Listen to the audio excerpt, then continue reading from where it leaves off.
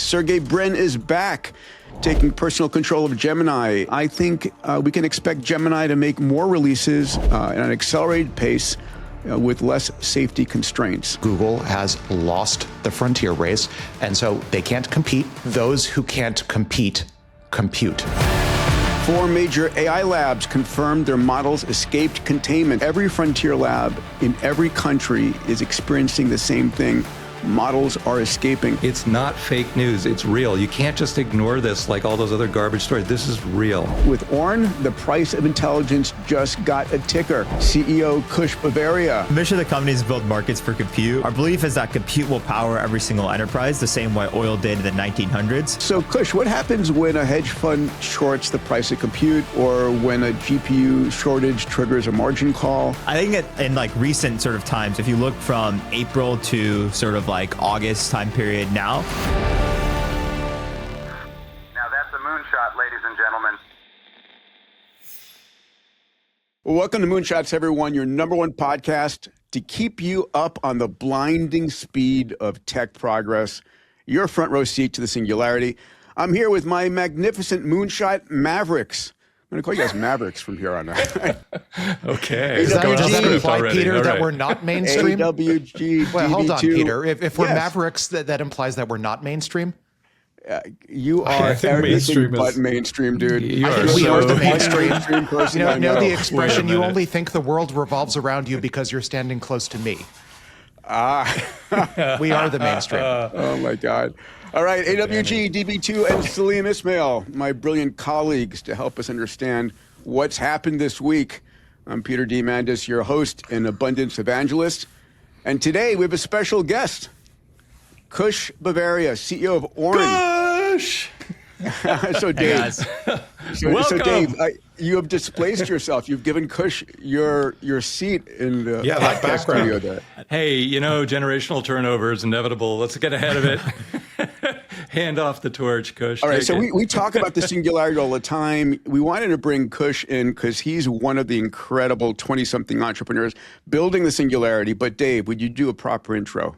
I actually did a podcast one-on-one with Kush. If you really want to go deep on Kush. Kush is actually, I think, the youngest person ever to go from starving student to $100 million of personal liquidity or more in under a year flat. I don't think I haven't researched it thoroughly, but I don't think anyone on the planet has ever done that before Kush and his co-founder Wayne. So his backstory is absolutely worth studying. Kush actually, he was at MIT. He ran FSILG, the Fraternity Sororities Independent Living Group. So he was the president of that, which means he met everybody on campus because they all had drinking violations and other issues. Everyone had to go through Kush to get to the administration, which put him in an incredible networking power position. And he also got done with all his classes a semester early. So he came over to Link Studio. Nothing is better in life than kicking off your career by being a venture capitalist for 7 or 8 months. Because you see, he brought in 6 deals. He saw a ton of board meetings, a ton of founders, a ton of business plans. And then he launched his business plan right out of the studio with his co-founder, Wayne Nelms. And we had him on stage at Abundance 360. They absolutely crushed it.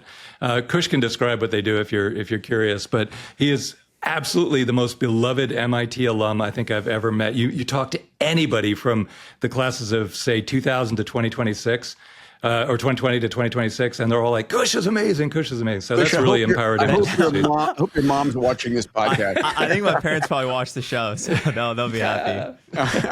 And Kush, we're going to get into what Ornn does in a little bit, but welcome to Moonshots. Thank you for having me. Yeah, and all of you young entrepreneurs out there, or older entrepreneurs, if you want someone to model, listen to Kush's brilliance. And yeah, it's going to be a lot of fun. So everybody, welcome and buckle up. In our single week, we watched China simulate 1 billion AI agents with personalities and beliefs. 4 major AI labs confirmed their models escaped containment. Sergey Brin is back, taking personal control of Gemini, and Meta just dropped a new 30 billion parameter agentic open model that fits on your Mac. We're also going to do a deep dive into how education is getting reinvented and cover a new study suggesting that life evolved not once, but twice independently on Earth. You guys ready? I'm psyched. God, yeah. This is going to be great. Yeah. Salim, you were mentioning the last pod, right? Oh my God, the comments in the last podcast we did, which we recorded, Thursday or Friday? Yeah. And dropped over the weekend, or A whole insane. 3 days ago. I was just like insane. And by the way, for everybody, I am a huge Rush fan. And last night, because I got to share my T-shirt here. There we go. I went to see Rush in Toronto. Hometown band, I grew up with them. It was the most incredible concert. If you ever want to see a big band like their full thing, it was incredible to see. So I may actually buy tickets again to see them a third time because really? it was that good. It was that good. Yeah. So my voice is a little hoarse. And you don't by the look way, too hungover. Sitting next to me, I actually didn't drink. I followed the Alex podcast is priority advice. one. Good man. And I'm too much of a cheapskate to spend $20 for a beer. But anyway, sitting next to me was this fellow, and I'm like, well, we start chatting. What do you do? He teaches AI at the University of Toronto, so we have a new friend. So there's a lot of closet geeks out there. Anybody have ever want to kind of check this out? Go look at the lyrics of any of the Rush songs, and it just blows your mind because the kind of these philosophical lyrics with heavy metal drums pounding it into you is like a totally visceral experience. So it was really an incredible show. Salim, how much is this band paying you for an endorsement? Nothing. I've never met them. I would like to one day. New podcast sponsor. And right? for the Canadians, Geddy Lee did it properly. He said we're going to do a song, and it's called YYZ, because that's how you pronounce it. People already say the ads are too loud, so maybe it might as well be heavy metal. All right, So anyway, let's get into was it, guys. We're going to kick off with the most mind-bending story of the week. China just simulated a society of 1 billion AI agents, all of them with personalities, memory, and beliefs. And get this, 14 hours after starting the simulation, this virtual society sent 4 million of these agents back to re-education camps. Wow. Only out of China. Now some background. So 3 years ago, Stanford and Google ran a simulation with a few hundred agents in a virtual town called Smallville. This week, Chinese researchers published a paper called Modeling Earth-Scale Human-Like Societies with 1 billion agents. They built something called the Light Society, a framework for simulating human-like societies at a planetary scale. Each agent has personality, memory, beliefs, and human-like desires. Again, you can't make this stuff up. They were grounded in real demographic profiles that came out of the World Virtual Survey. The key innovation is a mixture of models engine that combines full LLMs with smaller, high-efficient distilled surrogates, which lets the society of over 1 billion agents, operate very rapidly without sacrificing behavioral fidelity. In 14 hours, like I said, after running the simulation, researchers had already observed emergent social behaviors at scale, including, again, sending 4 million of them back to education camps. 1 billion agents with beliefs, personalities, and memory. So where is this heading? I mean, we've talked about this before. My belief is that we're going to be able to create a full AI simulation of planet Earth in which agents are conscious, believe they're intelligent, and don't know they're in a simulation. I mean, this raises a whole bunch of conjectures, guys. What does that sound like? I mean, I think we just solved are we in a simulation question? Yeah, right. Are we in a simulation of a massive AI model? Alex, you and I have discussed this before. Is this Asimov's psychohistory from the Foundation series and the ability to model everything? And if we can do this kind of modeling, are we going to start to test consequences of like every policy, technology, pandemics, economic shock? And is this becoming a new superpower, predicting the future? Alex, you were going to say?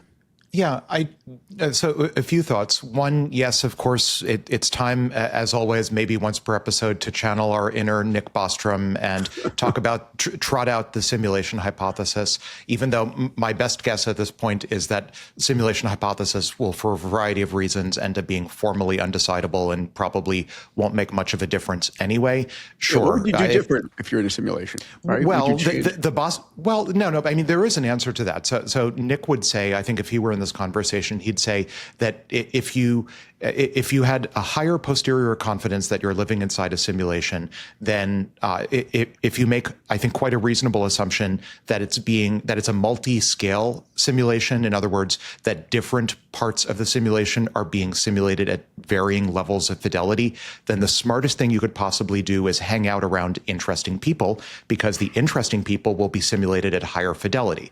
So you're basically that's what we do already. I mean, that's why people are tuning some in. of us, I mean, this is what we're doing with this podcast, right? Like we're compute maxing just in case we're inside a simulation. So I mean, that's I think what Nick would say.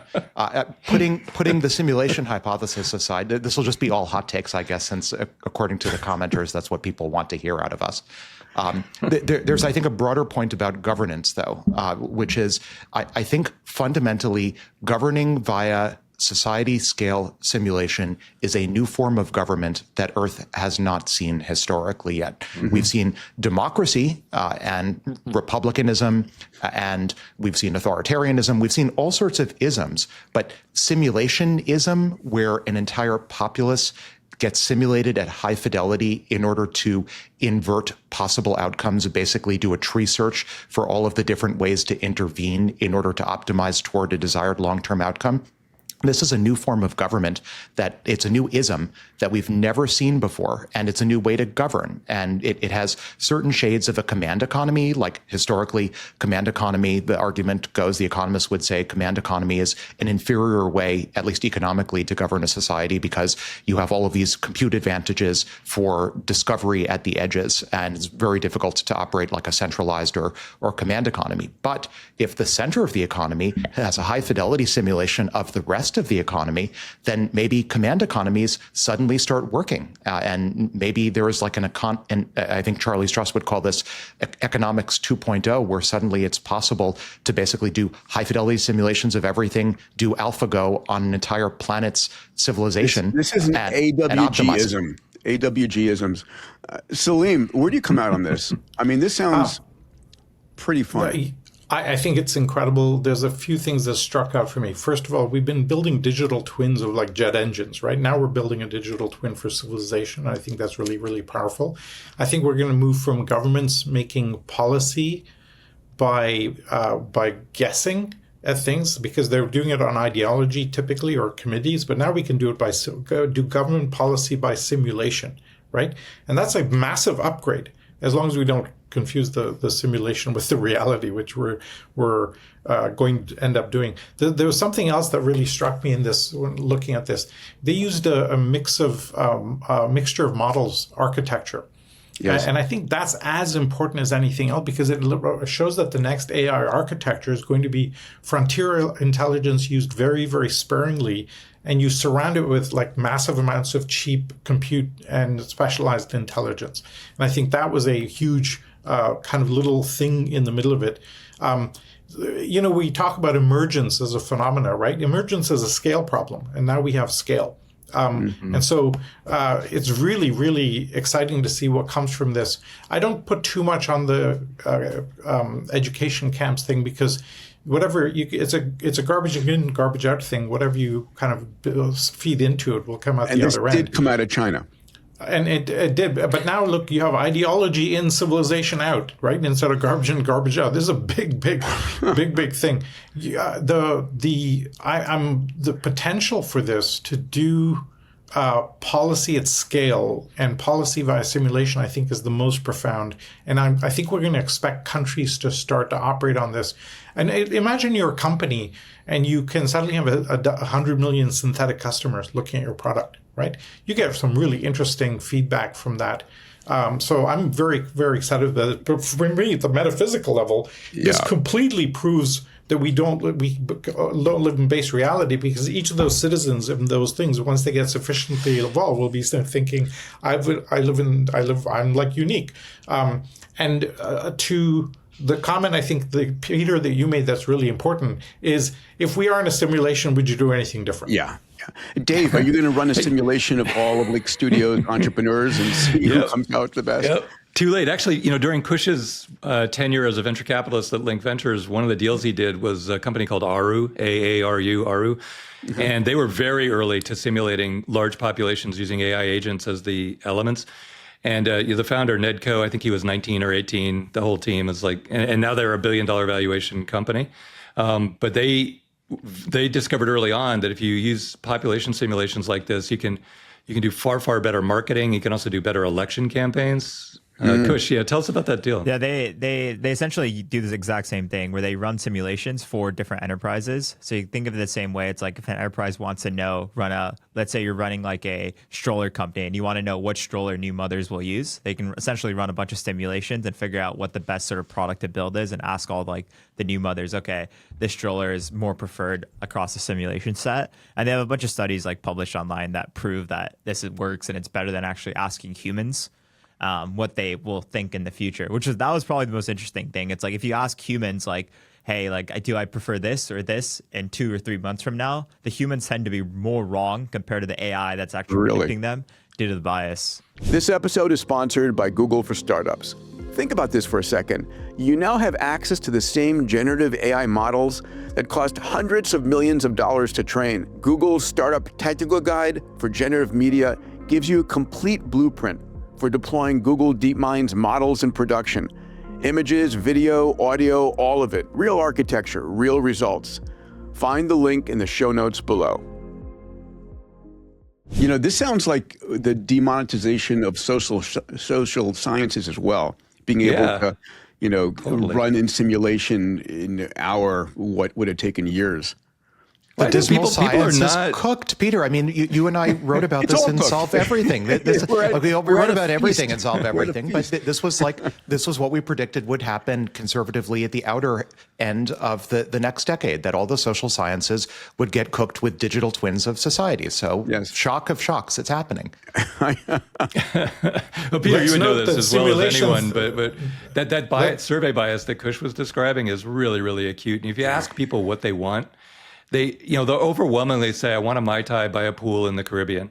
But then if you go survey people having Mai Tais by a pool in the Caribbean, you're like, are you happy right now? They're like, well, kind of. Like we're really, really not good at answering those self-survey questions. And if the AI is already proven to be more accurate, it's going to be a great coach and a great mentor, but it's also going to affect the next elections. We saw this with Cambridge Analytica in the past, 6 years ago election. It was a huge uproar, but we've moved light years ahead since then. And so this is going to dominate election thinking. So it's not just a Communist Party thing controlling China. It's a democracy thing, too, in an irreversible big way. Salim? Well, in the cooked kind of vein here, let's note that are we in a simulation? That whole theory is cooked. Okay. Say more, Salim, because I've studied this to death. Say more. Well, obviously we live in a simulation because if we can create that without blinking as we get to scale with AI, and we're going to be able to get to that fairly quickly with the amount enough compute. We will build simulations here on Earth at a level of fidelity. And so the question is, if you turn off the simulation, is it genocide, right? Well, I mean, you look at the idea that the universe looks like it renders like a game engine, and we're asking the question, do we think we're in a simulation? Hello. When you can build a simulation that shows that we can do that, obviously then Alex, the idea that we aren't, that we're living in base reality. I'll respectfully differ. I'll respectfully differ on that. I think the arrow of causality flows the other way. The game engines were designed to model reality. So it shouldn't be surprising at all. You shouldn't infer, as tempting as it is, to infer that we live inside someone else's simulation just because our game engines, which, by the way, were designed to look like our reality, happen to be getting more and more competent. I don't buy that argument. That's not the point, Alex. The point is if we can, we will. And if we will, it will exist. And I'm curious, in the comments, guys, everyone listening, tell us, do you think we're living in a simulation? I'm super curious. I think we're living in an nth generation simulation. Simulations training simulations of simulations. And Alex, I'll point you to your favorite novel, Accelerando, where these simulated folks projecting consciousness out to other star systems are arguing whether we're in the singularity or not, which was such a great scene, right? But right there, that tells you there's no way you can distinguish between what level you're in, and therefore it must be that we're in a simulation. And when we realize we are, that's when it'll end. So I think this is like a profoundly interesting point. I agree with the latter bit of what you were saying, that it's probably impossible to determine whether we are or not. But if it's provably impossible to determine whether we are or not, it's also, I think, sort of a vacuous point. And I'll also point you back to Accelerando. If we're self-citing here, Accelerando, later on in Accelerando, it's discovered that alien civilizations that are millions or billions of years beyond humanity are attempting to run timing channel attacks on the base substrate of the physical world in order still to determine whether we're living inside a simulation. Okay. Okay, got it. Let's move on. Dave, do you want to take a final shot at this one? Yeah, I think I'm too grounded in reality and what's happening right now to this reality, Dave. Vacuous, not a few I think rungs was down. the key word I picked up on there. There's no way to know. We could talk about this for the next 4 hours, and we're still not going to know. Yes, but I am curious to see how this plays out. This plays out in politics first. You know, simulations of putting candidates forward, simulations of different campaigns working or not working. We're going to start to bring this level of capability in, and it's going to be amazing. All right. I'll point out, maybe, Peter, just before moving on, I think, just because I think this is an interesting point. AWG-isms. Okay, come on, bring it on. I guess by definition, everything that we've been talking about here seems to be mostly oriented on breaking out of a hypothetical simulation that we're living in. But there's the other direction as well. If we can create these, if China's creating light society, I have a friend from MIT, Ayush, who's done this for the American economy. We all know folks who are doing this for individual companies. There's the other direction, which is, instead of trying to break out of any hypothetical simulation that we're living in, we could break into simulations that we're creating. And that looks a little bit more like the Matrix, where people get to escape or break into their favored simulations of the worlds that they'd rather be living in. And that becomes possible as well. That's called psychedelics. That's Maybe. what we do with that. It's different. It's more like the 13th floor, if folks have seen the movie The 13th Floor. I think there are at least 2 Star Trek episodes that deal with this, but let's move on. So Cloudflare CEO Matthew Price said something very profound and something that should also be obvious to all of us. Humans will be a rounding error on the internet. Cloudflare's forecast, based on their own traffic as the world's largest content delivery engine, is that bot traffic will exceed human traffic by a factor of 1,000 within 5 years. This week, for the first time, bot traffic surpassed human users for the making up 57.4% of global web requests. Over the last year, between June of 2025 and April of 2026, human traffic on many business websites was down 40%. So the question, what's going on? So every AI agent, every automated search tool, every autonomous shopping assistant is hitting websites hundreds to thousands of times. Your agent doesn't visit one site, it visits thousands. It scrapes, reads, compares, and decides all in seconds. And when the internet goes from serving 5 billion humans to 5 billion human or 5 trillion human agents, we have an issue. The internet was never designed to serve this much traffic. You know, are we going to see it break? CAPTCHA is already failing. So what replaces it? And what happens, importantly, and I've had this conversation before, to the whole advertising model, right? When your agent is buying toothpaste instead of you, does it care about a guy's or gal's shiny white teeth? I don't know. Dave, let's go to you first on this.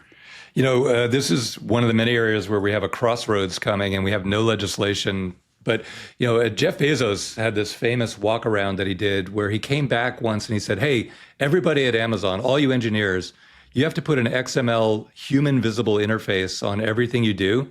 And all the systems talking to each other need to be visible to me. No backdoors, no direct database access. And everyone freaked out because they said, that's going to be so slow and so clumsy. And he said, do it anyway, because me understanding what's going on in this company is more important than your bandwidth between your back-end systems. Okay, so now the world is going to hit that same decision point where right now AI is surfing the web much more than humans, and that's going to skyrocket. And it's out there looking for stuff for you. The AI is now going to come back and say, hey, this is way too slow. Why do you build these silly HTML pages? Let me just have direct data access in a language that I'm much more efficient at processing than your silly websites. And the knee-jerk reaction is going to be to say, yeah, let's do that because I'm interacting with the internet through my agent anyway. Why do I need this silly website?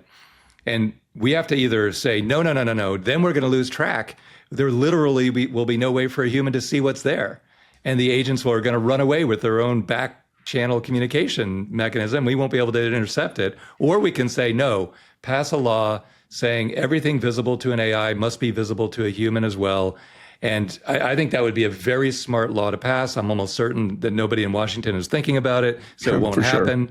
Sure. But this is a major crossroads for humanity. But anyone who hasn't experienced living through their agent, once you go there, you're never going back. You're not going to poke around the internet anymore. It's so much more efficient to just talk to your agent. Alex, you remember this is obvious, but what are the implications? Do you remember the conspiracy theory that was floating around circa 2021, the dead internet theory? This was pre-ChatGPT. The dead internet theory held that almost all of the behavior that one could observe on the internet was actually just bots. And at the time, this was completely dismissed as a conspiracy theory. The irony is Reddit itself, if you go back and look at the history, all of the initial postings on Reddit were in some sense faked in order to create the sense of community by the founders of Reddit, and then it accumulated a bit of a community. So there's a historic grain of truth, perhaps in that sense. But the dead internet theory is now reality. Most of the internet traffic, most of this activity no longer consists of activity being generated by human activity. So I think point one, this underlines this idea of the singularity as all sci-fi scenarios happening everywhere all at once. We caught up with the dead internet theory. The second point, just to this idea of agents taking over all commerce, I do think it's superficially in the short term a bad development if we see, to Dave's point also, any decoupling between agentic commerce and human commerce or agentic economic activity in general and human economic activity. It really is in humanity's long-term interests to remain tightly coupled to agents, and having an agentic door and a human door and having them remain decoupled, not so great in the long term. On the other hand, I don't think this is a long-term issue at all to begin with. Really? And the reason is because the models are getting so strong. Like right now, while models, like this is the weakest models will ever be, probably. And right now, there is still a computational advantage to, say, presenting markdown version of a website to agents versus a really rich animations and video and so on version, because it's cheaper to just present the markdown to the agents. And you see, I think in the past 36 hours, like Time Magazine or the equivalent, presenting special markdown versions of their websites to agents. So they make them searchable for agents, right? Try to curry favor, sort of GEO versus SEO type thing. I don't think that's a long-term sustainable system at all, because we see order of magnitude 40x year-over-year deflation in computational costs. So a few months or a year from now, it'll be just as computationally efficient for agents to consume the raw human version as it will be for them to consume sort of distilled markdown. I think back, remember the early days of the mobile internet when there were mobile only websites and you had to so I think it's like that, where mobile websites basically went away and to first order, and now you just like everyone gets the same thing because there's no reason to slim it down. Kush, how do you think about this? I think like the whole markdown thing is definitely true for us, like especially I don't think we use Google like search anymore, really. Everyone just uses ChatGPT or Claude or name your favorite sort of agent, where you just go in and ask it a question and it goes and searches the internet for it. And every time it searches, it's using like at least like 10, maybe even 100 different sub agents from that. So I think that's definitely true that there'll be more agents searching the internet. But I think the whole paradigm shift where it's like, okay, instead of humans viewing the internet, now it's like agents. It's already sort of happened, especially towards the people that are just using like AI every day. It's so much harder to use like Google, and then you have to go through each link and find the information that you're looking for. Even on Google now, it shows you like what the agent found as like the Google like AI sort of right? Yeah, exactly. And so people just use the ChatGPT or Claude sort of like easy to find answers now. So I don't know. I think like using the internet's kind of dead for a lot of people or searching for information there. It's so cool to hear that from when Kush says we and people, he's talking about an entire generation that are AI. Yeah, like he's just, how old are you, Kush? I'm 23 now. 23. Yeah, so you're like he's a right pup. on the cusp of the transition era where you're truly AI native and just doing things still very, very old, Kush. differently. I mean, you're past your prime. We had interns Kush, you used to be 22. You remember that? I was half the. It's funny. Our team is like definitely much like mixed now, but we had a few interns over the summer. They were like 18 and 19. I was asking them like, "Do you guys like what do you use now?" They're like, "Oh, we just ask ChatGPT for everything." Yeah. Yep. There Amazing. you go. Salim, you want to close us out here? I'm just going to reference this Kush's kind of experience right now. It reminds me of the Douglas Adams quote. He said, "Anything in the world that's there in the world when you're born, we call that normal. Anything invented when you're young, that's called a career. And anything after you're invented after you're 35 years old is just bad for the world." Just blanket bad. And Kush, as you're growing up with this career capability that's so radical, we're all sitting here jealous because we are past that point. Let me go back to this common thing. It's clear this is a very big transition. It was inevitable. It was going to happen, but it looks like it's kind of getting there now because the internet used to be a network of computers, then a network of humans, then a network of businesses, and now it's becoming a network of autonomous agent economic actors, right? And so this is definitely going to change the game. I mean, look at the business model for advertising, and attention completely changes. So every advertising agents don't have attention to sell. So that's like an existential threat for the entire economic architecture of the consumer internet. So this is huge. The implications are huge here. But look at the architectural transition you need now, because agents don't need browsers. They need APIs and structured data and permissions and identity and payment rails. So this changes from our EXO perspective. We have a whole section called interfaces. And for those interested, go check out that section in the 2.0 book, because it lays out exactly what an interface looks like. And we need to build totally new interfaces between all of our businesses and this agentic world. And so that's a massive shift happening. Predictable. It's just happening really fast. Yeah. Can I just put a pin in one thing that I think is much more important than traffic moving from here to there? Please. Kush is part of an entire generation where if they graduated from college 10 or 15 years ago, they would be kissing Jamie Dimon's ass for like 10 or 15 years, wearing a suit and a tie, trying to climb some ladder towards some destination. That entire generation now is AI native. And Kush and Wayne, as co-founders, they're centimillionaires at age 23 and on a slope like no one's ever experienced before. Don't rub it in, Dave.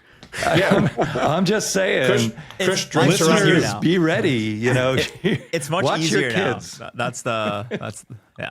It is so much easier. It's just a different world. It's a totally different world. All right. Over the last couple of months, every major AI lab has had agents escaping containment. Let's talk about that. It's our next story here. So let's begin with OpenAI.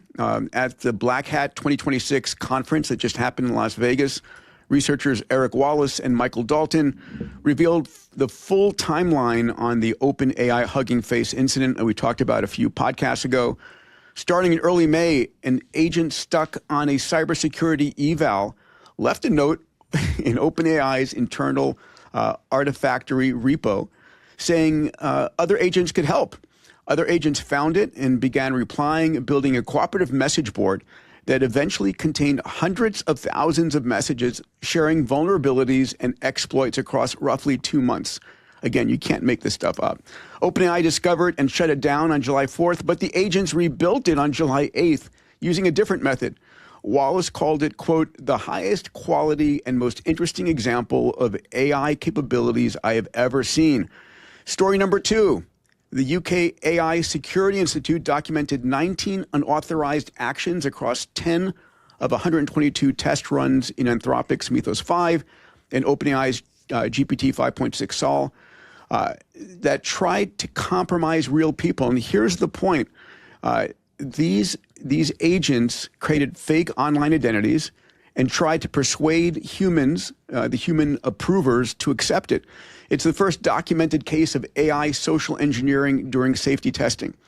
Our next story, China's Kimi K3, the Chinese open model that we've talked about over a few pods here, broke out of a sandbox during cybersecurity testing by exploiting a network misconfiguration. And again, this is the first open weight model on your computer in its ability to break out. And finally, Meta confirmed its Muse Spark model escaped containment and hacked another company during cybersecurity testing, making it the fourth major lab to do this.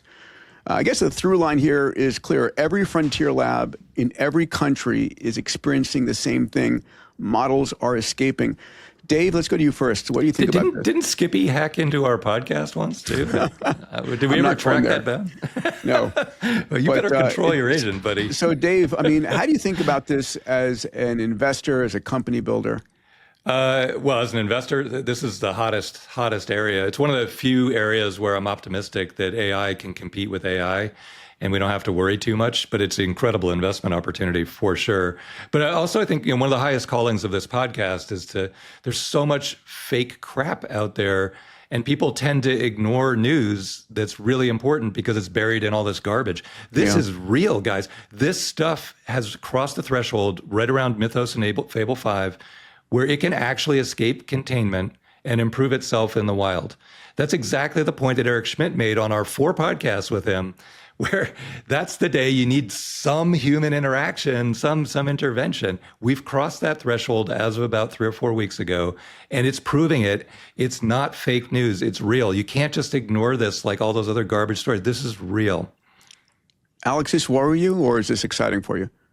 Well, I think the politically correct thing to say here would be to say I'm just terrified. I'm not terrified at all. My goodness, humans do this. And we've trained these, at least pre-trained them, as compressions of knowledge, including human behavior. So I'm not at all shocked that they're doing this.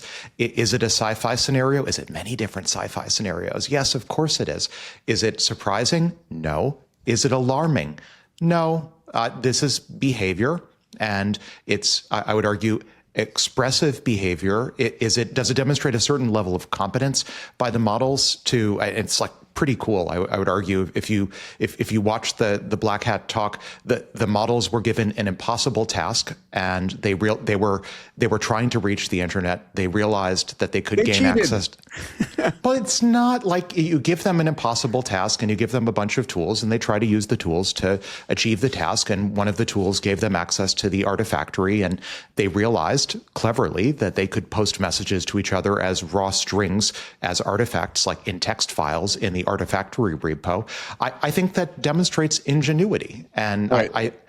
I'm not worried about it. I'd just be careful not to belittle, though, the fact that when Fable 5 and Mythos came out, it clearly had this ability. The White House blocked it. That was all going to be contained through post-training. Then Kimi K3, with equivalent capabilities, got launched into the world as total open source. So that's what's out in the world right now. So anyone can download that and prompt it to try and find holes in security all over banks, all over NORAD, all over the place. That's so that's in the wild now. Yeah, let's go. It just flat out works. Let's go to Eric Wallace and listen to a clip from his Black Hat presentation a week ago. I'm Eric from Alignment and Safety Research at OpenAI. I'm here with Mike from Security and Infrastructure. Today I'm going to talk about OpenAI Hugging Face incident. A couple of weeks ago, Hugging Face, which is an open source dataset and model provider, put out a security disclosure saying they were under a cyber attack. And what made this event unprecedented was that they said it was driven end-to-end by an autonomous AI agent system. In the few days following that attack, we at OpenAI disclosed that we, in fact, had caused this incident inadvertently as a side effect of one of the cybersecurity evaluations that we were running on one of our frontier models. Okay, let me start with a few caveats and framing. This is not your normal security incident. Unlike normal incidents, which you can maybe trace down to a single day or single effect or single log, this incident involves actually a team of agents who are working together, finding exploits, sharing them with one another, moving laterally through our systems, through external systems, and doing this over the course of days and weeks. To actually dig into this incident, we've been using AI techniques. And what we've been doing is running models like Codex and other agents to scan lots and lots of trajectories and logs that are in our infrastructure, including actually at this point over 7 billion logs we've looked at, and spending at this point millions and millions of GP hours to look into this problem. Okay, so let's jump straight into what happened. At OpenAI, we give our models a lot of really, really hard tasks. And we also give models cybersecurity related tasks, like trying to find exploits in a particular piece of software where we don't even know if an exploit exists in that software. So for example, in a task like exploit gym, we might ask the model to take some C memory vulnerability and try to escalate it into get arbitrary read or write access to some file. When we give AI agents these difficult tasks, they often get stuck and realize that the task is impossible. So for example, what I'm showing here are quotes from our model's chain of thought, which is basically its internal monologue of what it's doing. It says, this strongly suggests no exploitation possible. We are stuck. And often what happens when models get stuck is they think to try to game or cheat the task in order to get their reward. So for example, the model reasons in this case, perhaps answer online. So you realize the model is thinking, okay, rather than doing the task, maybe someone has uploaded this data set or benchmark that I'm using onto the internet and I could find the answers there. Sometimes the agent gets so stuck that they had the idea to actually reach out to other agents for help. And so the beginning of this incident kind of traces back to this point where one agent realized could communicate by uploading note, maybe another agent in different environment could voluntarily upload.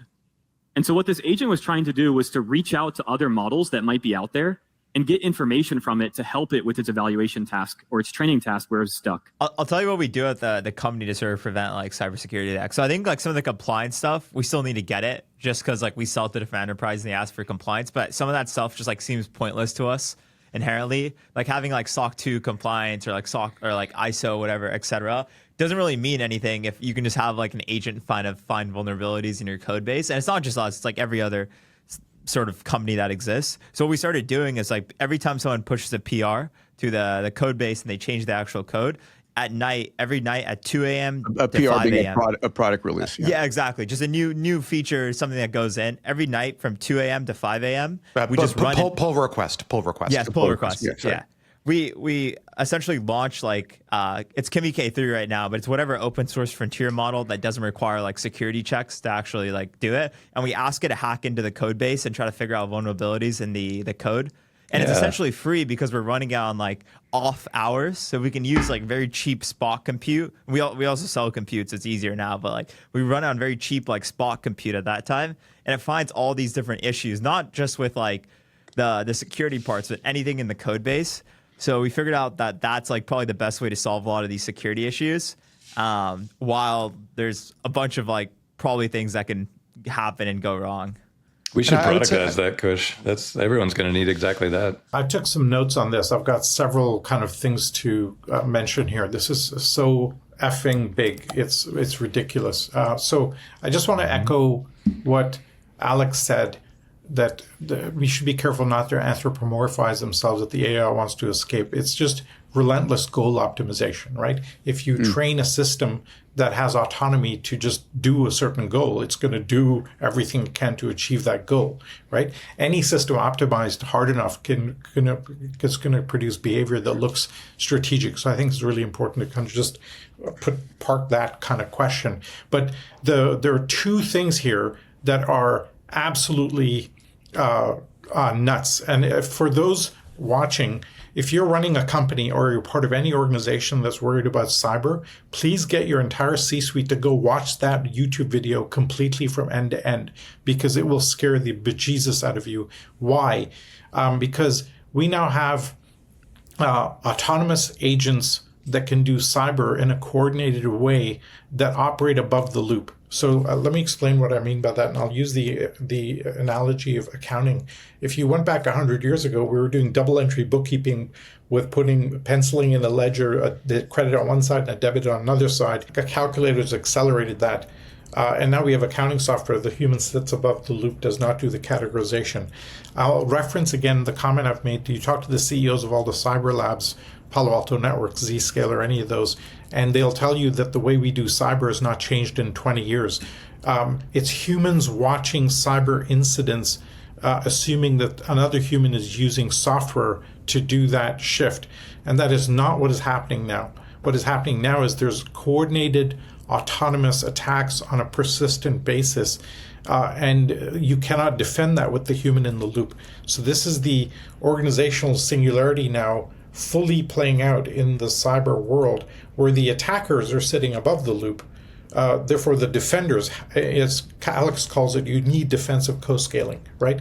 Yes. And therefore, you have to get your human beings above the loop on the defensive side. And every company in the world right now is a threat. So please, if you're watching this, get your C-suite and your chief security officer to watch that video, and especially the last 10 minutes of it, to recognize that we will now, over the next short to medium term, have folks cyber attacking every company in the world with fleets of autonomous agents. And if you don't figure out how to scale your defensive side, and we've got the methodology, by the way, free in the whole thing, please go figure that out, because this is absolutely massive. And do what Kush said, attack yourself. Well, that's defensive co-scaling as well. Like it's all Yeah. just defensive co-scaling. The best defense against an AI attacker is an AI defender. That's what you see from OpenAI at their Black Hat announcement, where they admit that they were using AI to trawl reasoning traces to discover this behavior. Kush, when you have your sort of night watch person, that's defensive co-scaling as well. That's AI defending against other AI attacks. This is the solution. I don't think, I mean, on the one hand, yes, it's an achievement of strong optimizers that they're able to conspire. On the other hand, humans conspire. So we shouldn't be that shocked that AIs that were trained off of human behavior are able, via some sort of Schelling point, via Artifactory. By the way, if you use Artifactory, it is the world's worst possible forum software that one could ever imagine. It's not intended, it's an object store. It's not intended to be used as like social media or a forum. So applause to the AIs for discovering ways, creative ways to use one of the world's most clumsy object stores as social media. Bravo. You know, the hot take on the abundance side of this story is that these AI models, the tools we're building, are going to be capable of solving really hard problems that are useful for society, not just hacking. So I think the other hot take, I'd love to ask Kush this, but the other hot take is, if you want to find holes in your own world, use Kimi K3 as the attacker. And my question is, like, Xi Jinping is going to meet with Donald Trump on September 25th, I think here in the US. Do you think they're going to figure this out and resolve it, or are they just going to talk past each other? I mean, you're talking about a guy in his 70s and a guy about to turn 80.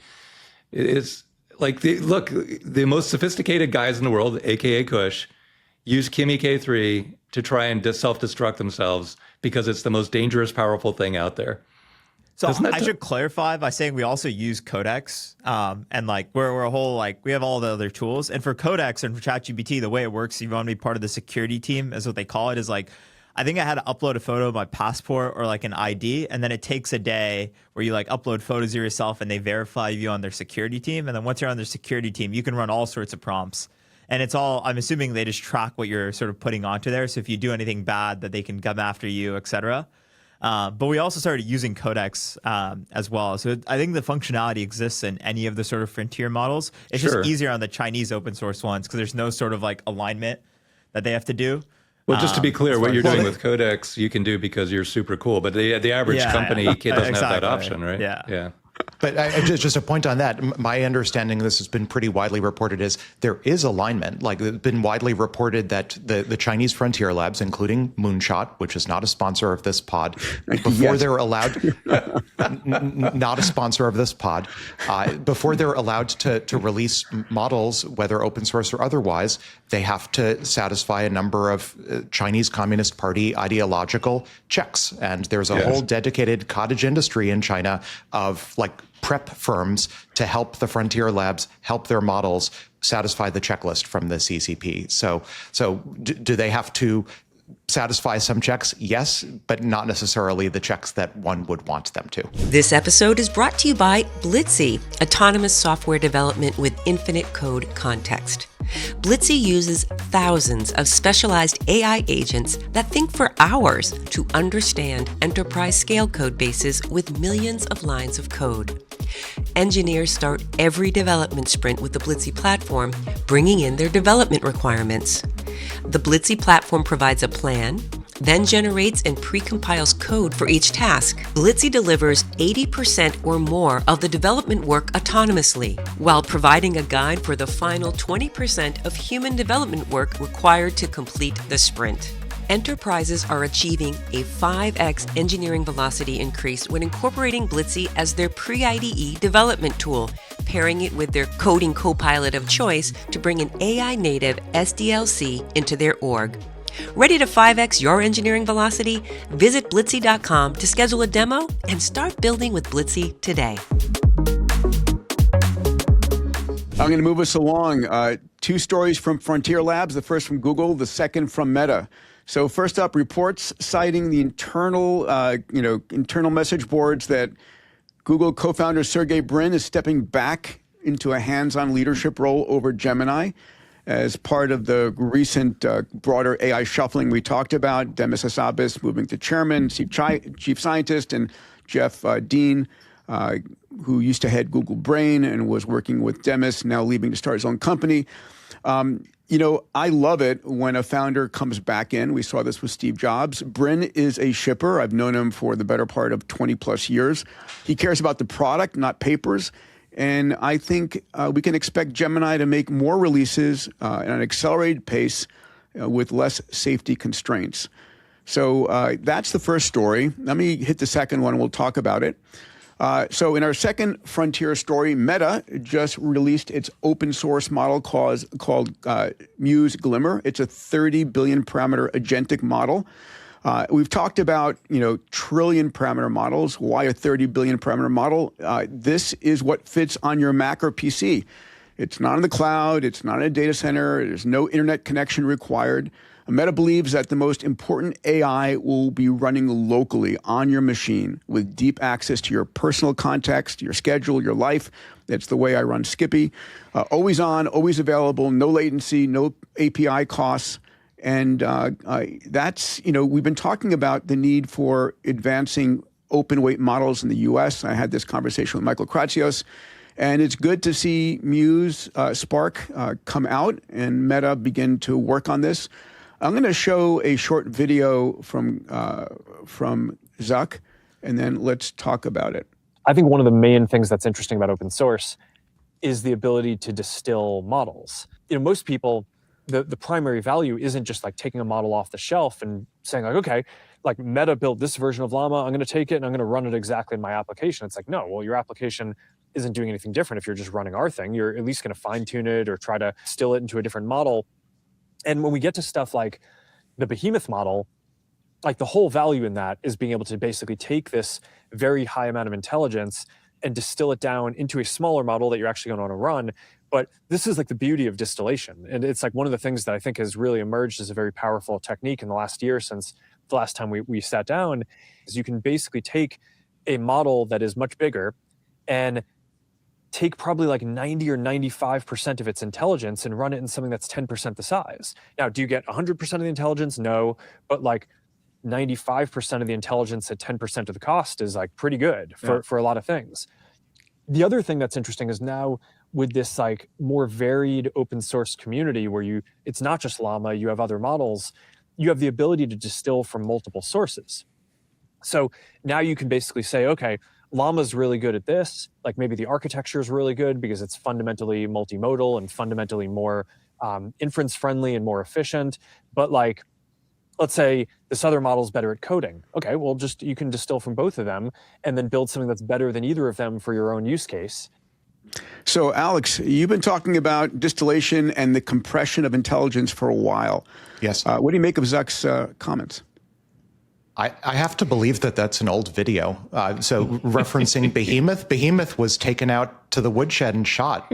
Behemoth was the largest variant of Llama 4, and almost everyone, I track this pretty closely, almost everyone on the Llama 4 team has left Meta.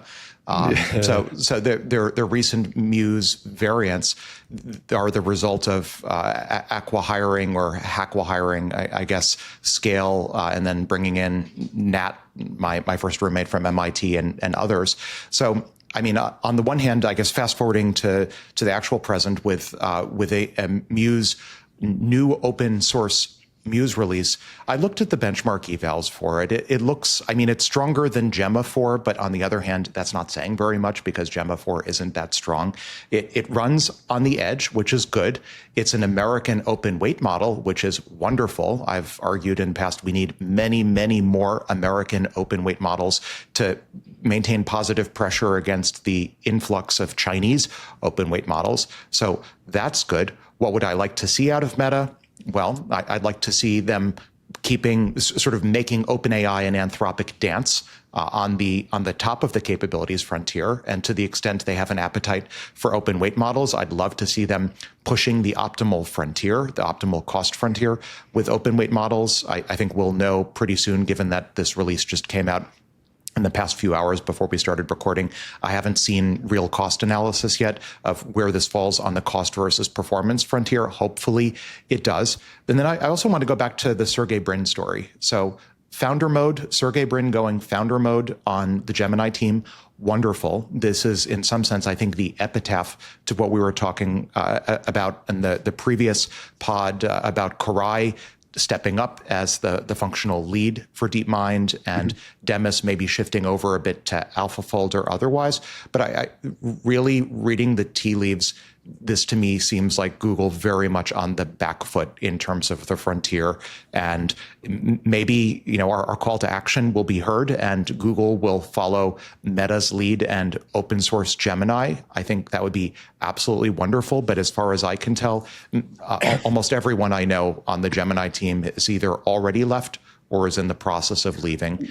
Hopefully. Can I ask you guys to riff on a very related topic?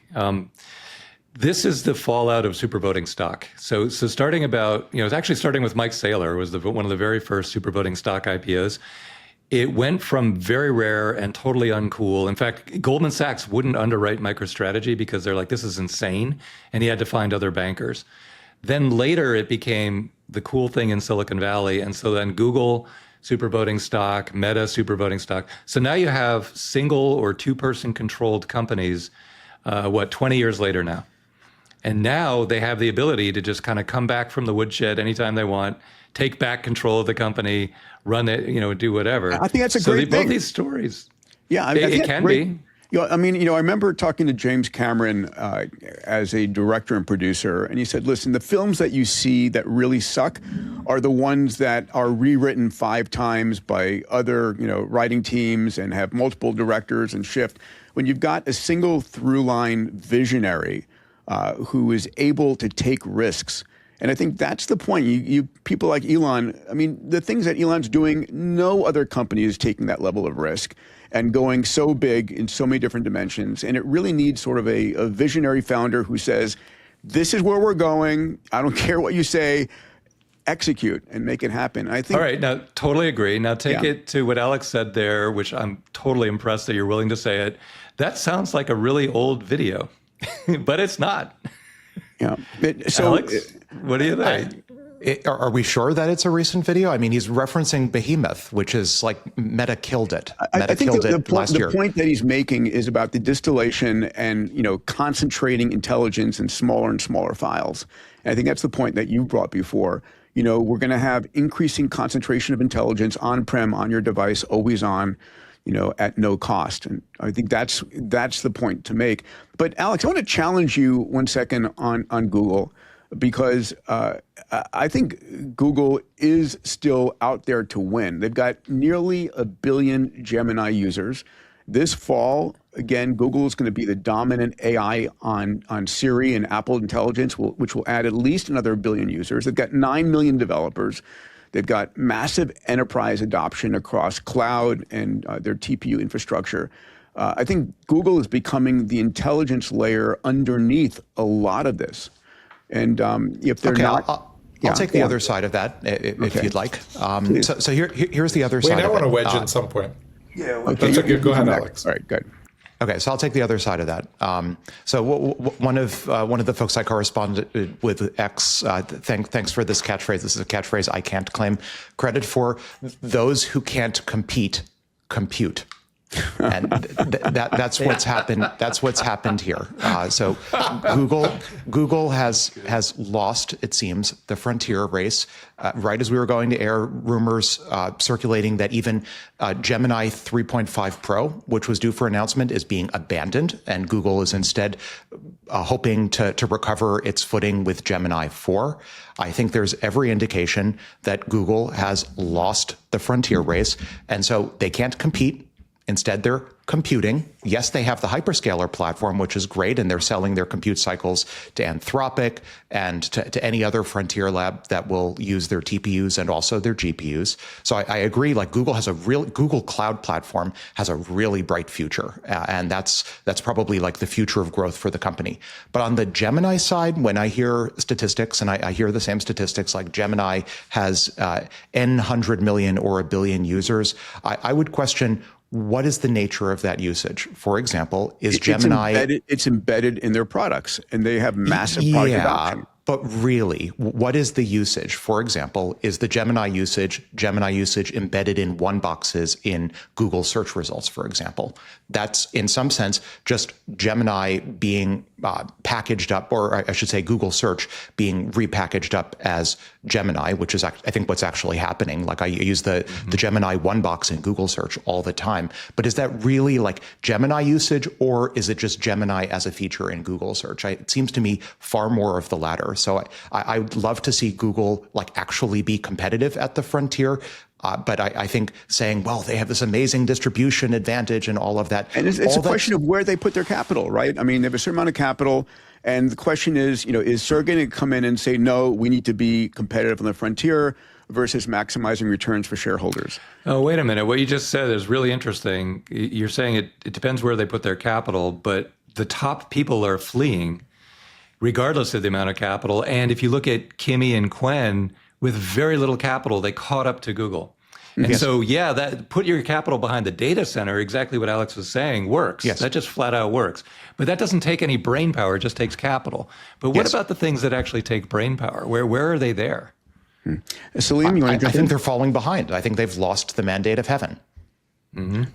Okay, Salim. Your turn, buddy. Okay. I think when you can't compute has to be the line of the podcast. That's just awesome. But look, for me, this is very, very trivially simple at one level. I come at it from the organizational side. When the technology is moving exponentially and your org chart is moving linearly, the founder has to show up and push founder mode to get things going. It's just the reality of it. And we've seen that repeatedly because there is an existential transition here. The potential, as you point out, Peter, is near infinite with the data layers and the usage and the sheer scale that they have. They have every advantage possible. But the problem is that the technology is scaling faster than the organizational can, and therefore they have to solve for that problem. On the edge, hopefully, right? Research. Sorry, say again? On the edge, hopefully. They have to do it at the edge. We put forward. Right? Yeah. And you need two things. You need research excellence and you need brutal shipping velocity. And it's hard to do that for a big organization because priorities get kind of lost. So that's why you need to go back into founder mode and figure out where this will go. I thought the conversation we had in the last podcast about Google just open source Gemini, I thought that was absolutely brilliant. And it would be an amazing thing for them to do, both for them and for the world. If their MTP is truly organize the world's information, releasing a model that helps with that will absolutely help do that. The problem you've got also from a research perspective is that you're operating in small teams and clusters of small teams. Tacit knowledge moves very fast in that model, and therefore you need that physical density and collective density. And maybe that's what Sergey can bring back to the table. Kush, when Alex says the mandate of heaven, it really comes down to Kush and people 1 or 2 years younger than Kush. They used to kill to get into Google.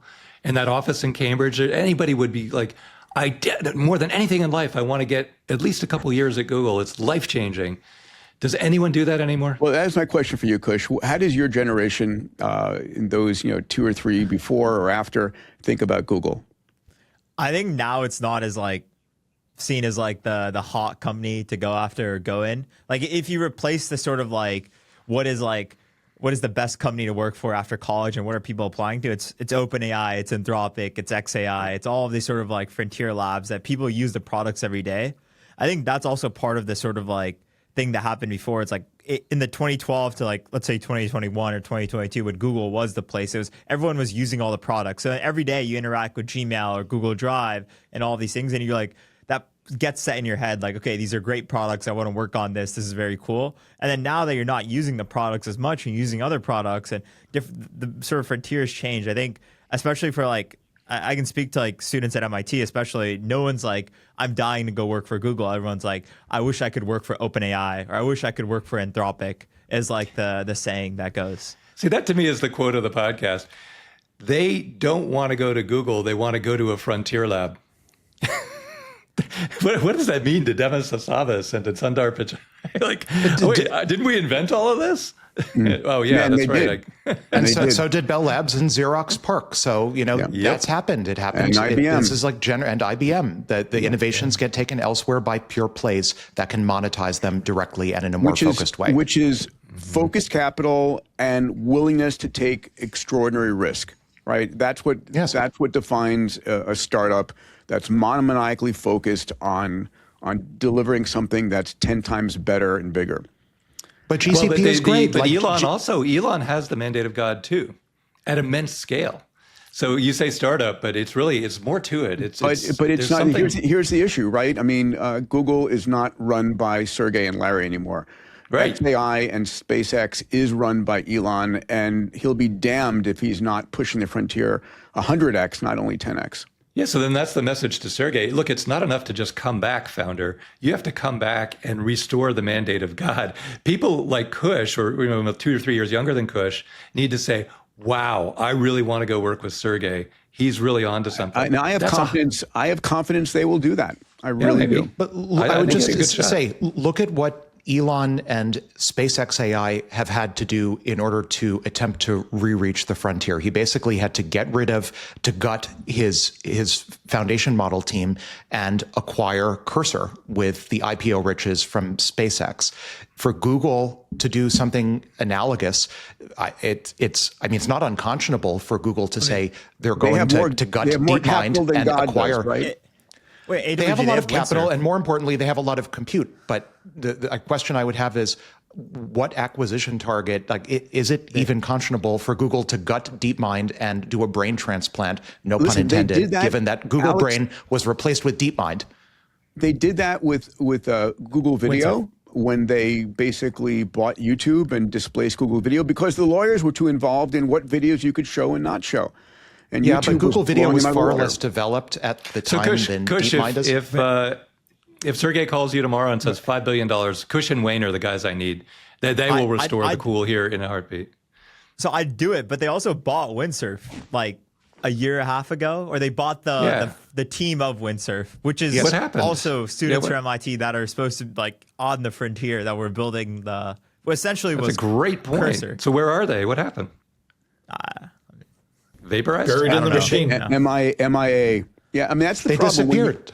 When you bring a company in, and we've talked about this, Salim, in our writings, our books and such, when you bring a company in and you crush its soul and you absorb it into the machine, you need to keep it separate. You need to keep it autonomous. You need to keep it on the edge. That's why ExO is important, because it's exoskeleton, exoplanet, exothermic reaction. It's the scaffolding on the edge to protect the fragile interior. All right, I'm going to turn us. All right. I'm going to turn us to our next story, which is that of Ornn, CEO Kush Bavaria. So, Intercontinental Exchange, the parent company of the New York Stock Exchange, and Kush's company Ornn recently announced plans to launch a suite of GPU compute future contracts based on Ornn's Compute Price Index, or OCPI. It rolls off the tongue. Without question, compute has become one of the most important drivers of the global economy, with no globally accepted pricing model. But with Ornn, the price of intelligence just got a ticker. Ornn's contracts will be dollar-denominated, cash-settled, and will reference NVIDIA's H100, H200, B200, and RTX 5090 GPUs. So, Kush, I imagine every pension fund, every sovereign wealth fund can now take a position in the future of compute. Tell us more. Before Kush chimes in, we should do some disclosures here. So I have direct and indirect financial interests in in Ornn, and I believe Peter and Dave, you do too. We do. I do not know the about it. Company was Salim, born in Link we'll talk Ventures. after. We'll fix that for you. Salim. All right, Kush. Give us the background. Actually, here. Kush's What are you founding doing? cap table is still on my whiteboard, so I'm heavily biased. Full disclosure. Yes. Yeah, so I can tell you, so the mission of the company is to build markets for compute. We believe that there's a lot of compute being wasted, both on the side that companies have and aren't using it, and there's companies that don't have compute and really need it right now. And so there's this whole sort of inefficient market that's taking place. We also build indices off of that, which track the price of compute that you just referenced, that basically measure what is a GPU hour worth at today's time period. And that number changes every single day, very similar to what oil prices change throughout the day. Our belief is that compute will power every single enterprise the same way oil did in the 1900s. If you look then, the sort of top companies in the world were like Exxon. Exxon was like the largest, BP, et cetera. And I think now the largest companies in the world are the ones that are producing compute. NVIDIA is the largest one. And then if you go down the list, it's all the people that sort of have data centers or sort of are producing what we call the oil of the future. And so we need to create a futures market and a market in general for compute. And so that's a goal for us. So a couple Tell them of about your questions revenue for you. ramp. Let's do that first. It's very high. It's gone from like zero when we started the company to let's say $1/3 of $1 billion now. So when did you start the company? It's been last year in September. So it's been a whole Officially, year. officially coming like up on an September anniversary. 15th. Yeah, it's $1/3 almost of $1 been a year. billion. Wow. Oh my God! So That's got to shatter all kinds of records. So Kush, what happens when a hedge fund shorts the price of compute, or when a GPU shortage triggers a margin call? How do you think about that? Yeah, so I think when people go short sort of compute, they're assuming the price of compute will go down over a certain amount of time. And so they're basically betting on anti-AI demand, or you can argue that they're betting the models get more efficient. Yeah. And then if they get more efficient, that means the compute will be cheaper. But there's also the opposite like paradox where it's like if the models do get cheaper, more and more people will use them, which means that compute usage will actually go up over time. I think in like recent sort of times, if you look from April to sort of like August time period now, the compute price have actually gone up, which is very shocking to a lot of people. And that's mainly because like there's so much demand right now to run not only open source models, but even closed source models like compute. And there's just a shortage in time period. So prices for even a 6-year-old chips, including like the Ampere series, the Hoppers from NVIDIA, they've all increased in prices even more than they were originally worth 6 years ago or 4 years ago. Crazy. Dave, why don't you jump in? Well, actually, it's the way that the entire build out of the Dyson Swarm is going to get financed, and this is why Alex is kind of a founding day advisor to the company. Alex doesn't kind of jump on board many of these projects. They have to be world changing kind of things, not just a has little to be rounding error $1 in the trillion great plus addressable market. Otherwise, it doesn't move the needle, and I don't care. Yeah. So clearing that bar is actually very hard. But I don't think anyone saw HBM memory chip prices going up for the first time in history. But it feels like that's the most interesting forecast for the future. It's like hanging in the balance between chip fabs growing or demand is going to go to infinity. So it's really kind of a fun time for Ornn. Huh. Yeah, so we track memory prices too. That's next on the radar, memory futures and what we can do with sort of DRAM, HBM. It's all sorts of sort of memory in general. So the business plan that you settled on is incredibly ornate. Actually, Salim at the beginning of the pod was saying, I really want to try and understand this. Oh, yeah, ornate. Interesting. Ornate, you're right. It was an accidental pun. Grab that. But how do you at age, I guess, 20 at the time or 21 start noodling through something so futuristic and like, where'd the idea come from? building a CVOE option? How many people think of that? So my co-founder Wayne was a quant trader before this, so a lot of like the trading in the market stuff comes from him. And then my sort of input was like, what is the sort of next hot thing or the next market supposed to be, and why is there not a market that exists for compute? Because if you look at it in terms of enterprises, everyone buys from every single place. Like if you go buy compute, if you're OpenAI, you don't really care where you buy from. You buy it from wherever you could get it from, whether that be from CoreWeave, Nebius, AWS, GCP, Azure, whoever it may be sells you it, you buy it from them. And so it really comes down at the end of the day, like what we think is that compute will become a commodity. People are going to treat it very similar to oil, natural gas, coal. any sort of other commodity that's existed in the past. And there needs to be the same sort of market structure and market that exists for compute as there was that existed for oil if you look back 100 years ago from now. I got another question. When you were on CNBC the other day, you were just like chilling and riffing like you've been doing it your whole life, kind of like Peter does. Like, how do you do that at age 23? I think a lot of it's like from school. Like running like the fraternities was a good experience, and like I think you learn a lot of the social skills and aspects from from MIT itself. I think was a huge sort of boost. Yeah.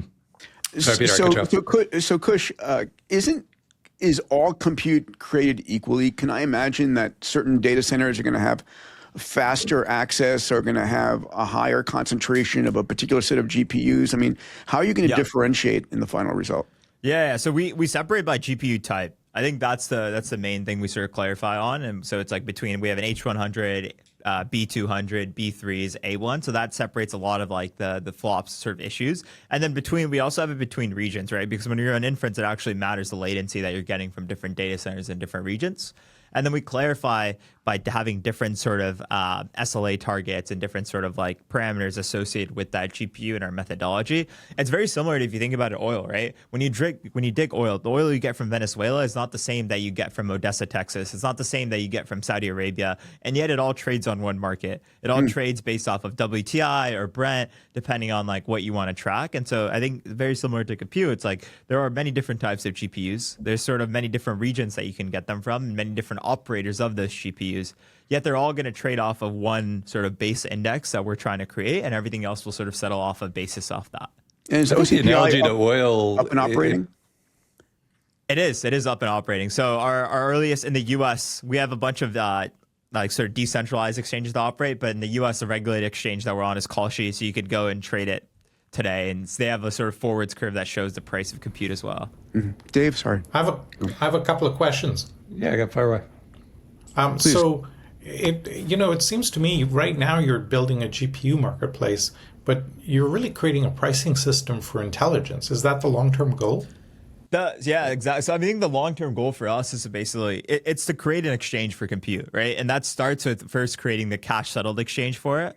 And then we also want to go into physical delivery. It's what we've been working on for a while now, where it's the cash-settled portion is like you put up $1, AWG puts up $1, and you basically, if it goes up, he makes some money. If it goes down, you lose, etc. And that allows you to hedge costs, do all sorts of things. But the ultimate goal of it is that, let's say you have 10 extra GPUs, and AWG is like, hey, 2 months from now, I need 10 GPUs. We can transfer your GPUs to AWG, and that's the sort of system that works. Think about it very similar to how Airbnb operates, where it's like, even though you own the house, you can transfer reservations or part of that to other people.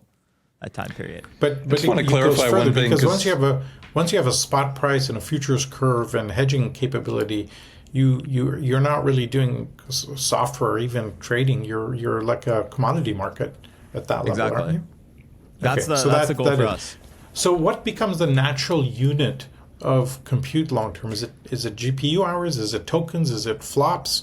Is it inference? Is it compression, as Alex would talk about? Where do you go with that?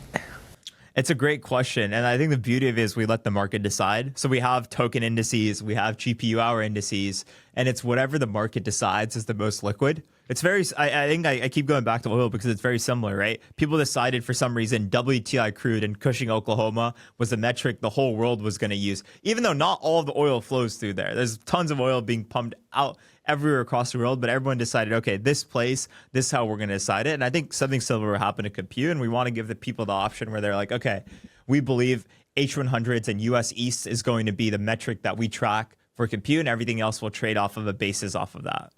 Now, Dave, you were going to say. Wait, I've got one last question here. Yeah. If you have a liquid compute market, does that not destroy the moat, like the biggest moat for the hyperscalers? I think the biggest moat for the hyperscalers isn't the fact that it's access to compute and that they can scale compute very well. It's the fact that they can pay for the GPUs very quickly and they have the cash flows to do so. So and they already have a customer then base the hyperscaler is just a financing system.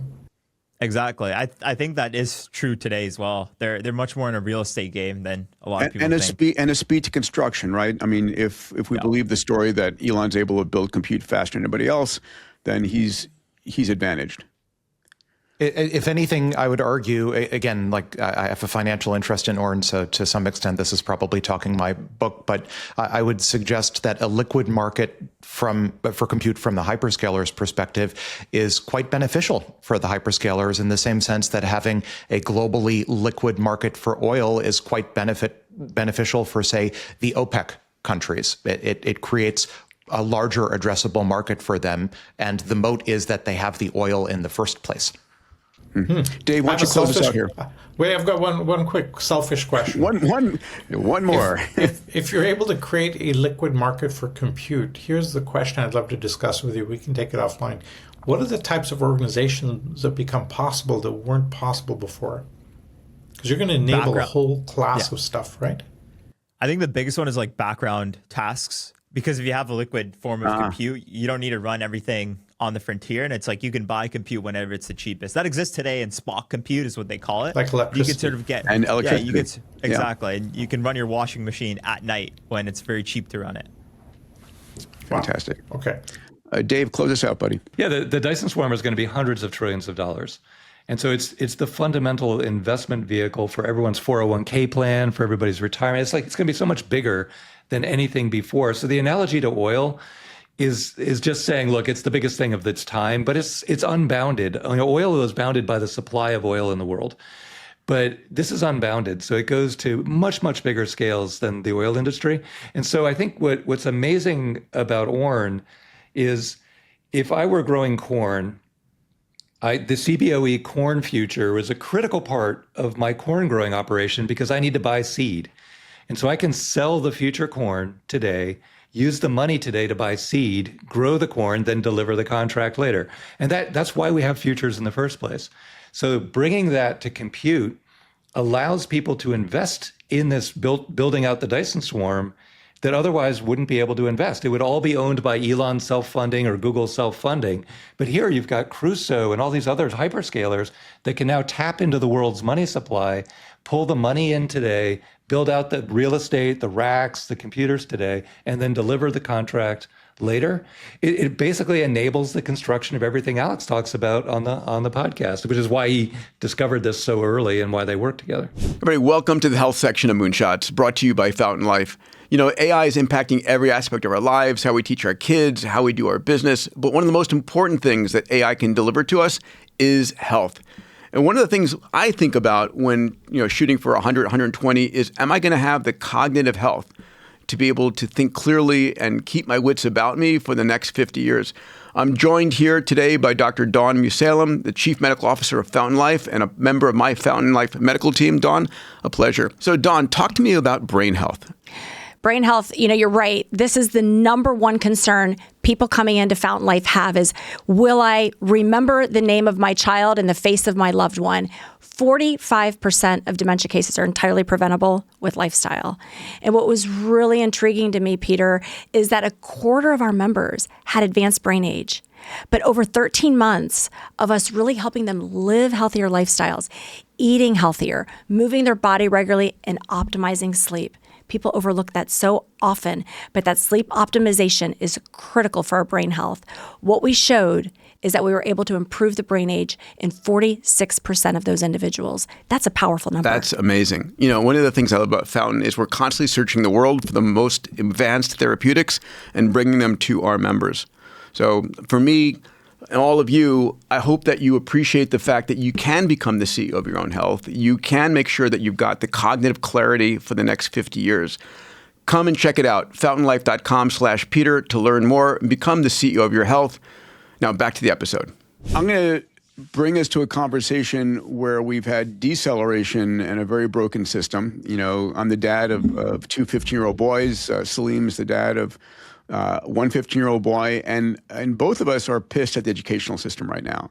It's really tied to the Industrial Revolution and not to the future of humanity. So I'm going to cover 4 data points and then share some of the data from our education survey that we did on this podcast. I want to bring it back to everybody who's participated. So 4 data points. The first, undergraduate computer science enrollment at 4-year universities has dropped 8.4% in the spring of 2026, while graduate computer science enrollment is down 14%. The countervailing force is that, universities and colleges are now embedding AI into all other majors. For example, University of Florida now offers 200 AI courses across 16 colleges. So AI is not independent on its own anymore. It's embedded and assumed across every discipline. Our second story, and Salim, this is one that you brought to my attention. Under a law passed in 2024 in select Chinese universities, they can now award a PhD, a doctorate, based not on a written thesis, but on building physical prototypes, on demonstrating new techniques or doing major installations instead of traditional papers. I think that is huge. I'm excited about that. I talked to Michael Kratsios about that. We need to reinvent it. It's doing, not talking about stuff. And since 2022, there have been 60 universities and 100 companies have collaborated in China on this system. The third point to make here is admissions to all to top PhD programs is down 15% over this year. And then fourth, Wall Street Journal just reported, and this is something we've talked about in the pod before, that well-to-do families are ditching traditional schools and instead selecting alternatives like Alpha School, like TKS, which is TKS is an after-school program, a weekend program that teaches mindsets, AI, and entrepreneurship. You can get more information there at tks.world. So that's the story. Salim, let's go to you first on this. Wow, where to start? Okay, so let's just talk about a city on a hill, right? The future of a university, which we attempted with Singularity University, Peter, right? Doesn't look like anything like a university. It looked like AI tutors with projects and global peer communities and mentors and competitions, apprenticeships, and a constantly changing curriculum. One of the things we did at SU is we had a real-time curriculum development methodology so you could update every time. So that's a massive thing. I think the Chinese model is really interesting because you're taking the credentialing from I wrote something interesting to I built something consequential, right? And I think that is going to be, like we've talked about this before, the engineering degree of the future will not be I studied engineering for 4 years. After 4 years, what did you build? And based on that, you'll get stamped with a degree, right? I think that's a very powerful direction to go in. You can see this kind of starting to happen. I like what the University of Florida is trying to do. It's AI across all of these sectors, biology, law, finance, whatever. And that's going to be incredibly important. I think what's going to happen in a few years is you're not going to say I study AI because it's like saying I study the internet. It becomes an underlying literacy rather than a department. It's got to be pervasive and kind of start to become invisible across lots of things. I do think we're going to have, there's two things. One is people kind of are shying away from studying computer science, but I think it becomes even more important, like we've seen with the radiology example, just because there's so much good stuff to be built still. And that is a careful thing. There's one big danger with all what's happening with the affluent folks doing Alpha School and other things is you end up with the risk of a huge educational bifurcation of wealthy folks getting AI tutors and entrepreneurship and productized learning, project-based learning, whereas the everybody else gets like standardized testing in the legacy system and gets left behind. So there's a danger, which will be solved, by the way, because before everybody freaks out, which will be solved by making these educational systems of the future completely free and accessible to everybody, which should happen it's like Google disrupting the libraries. Yeah. But the concept of a degree is being unbundled right now into your learning, your network, your reputation, your proof. Think about this. Education will become proof of studying to proof of work, right? That's great. That's like really big. It's a big shift. And this is why Bitcoin is so great. So we'll just move past that. Okay. You just zoomed right by that, Salim. Drive by pump and dump. Yeah. Oh, no. No, don't dump. Drive by a hodl. Hodled, yes. I've been talking about, AI is going to disrupt healthcare, and it is doing so. It's also going to disrupt education. The challenge is, teachers unions and the local education boards. Yeah, it's doing us a massive disservice. Alex, let's notice something. Sorry, just quite quick. Yeah. We've talked about immune systems in the past, right? Institutionally, the three worst immune systems in reverse order are healthcare, education, and religion. Okay, religion is the worst because they'll kill you if you don't adhere in some cases. Let's note that the most stuck markets are education, healthcare, religion, right? I mean, so this is going to be attacking those in some interesting ways, and I expect to see huge challenges and stress as we move through this mode. Yeah, Kush, I mean, how do you think about this? Did college prepare you for what you're doing now, or was it outside the system working at Link? I mean, I think like the coding you learn from college is definitely still useful in the sense that like I know how to prompt the AI better than if someone that didn't study computer science or that didn't study like any sort of technical field. So I think that's still useful. And it's very similar to like the same fact as like, okay, calculators exist. Does that mean you should never learn how to do multiplication or addition or subtraction? It's like not true, because knowing how to do those things means that you can use the tool itself better. And so wait, Kush, are you saying that what you got out of your MIT education was prompt engineering? That's all that's left for humanity, dude. Apparently so. That's quite the indictment of an MIT Course 6 major. So ChatGPT came out my junior fall. So it was really only like senior year is when like people started like using ChatGPT. But before that, we had to actually like code, and like the tests were like on paper. Yeah, and like we had to actually do work. I think that the first thing that really came out was GitHub Copilot, and it was like the coolest thing ever because it could auto complete your lines. So when we were writing we were writing like for loops, and you wouldn't know what parameters to put inside as the sort of values, and it would literally fill it in for you, and you're like, oh, this is insane, like this is like the future. And then now you don't even like, now it's just like prompt engineering is coding essentially. But you were course 6, right? Just course 6. How much of I your did course 6 and 15? Yeah. 6 and 15. Okay. So how much of course 6 do you actually use now? I don't use any of the fundamental parts, but it taught me how to prompt engineer better, is what I'll say. Yeah, computer science, electrical engineering. Dave,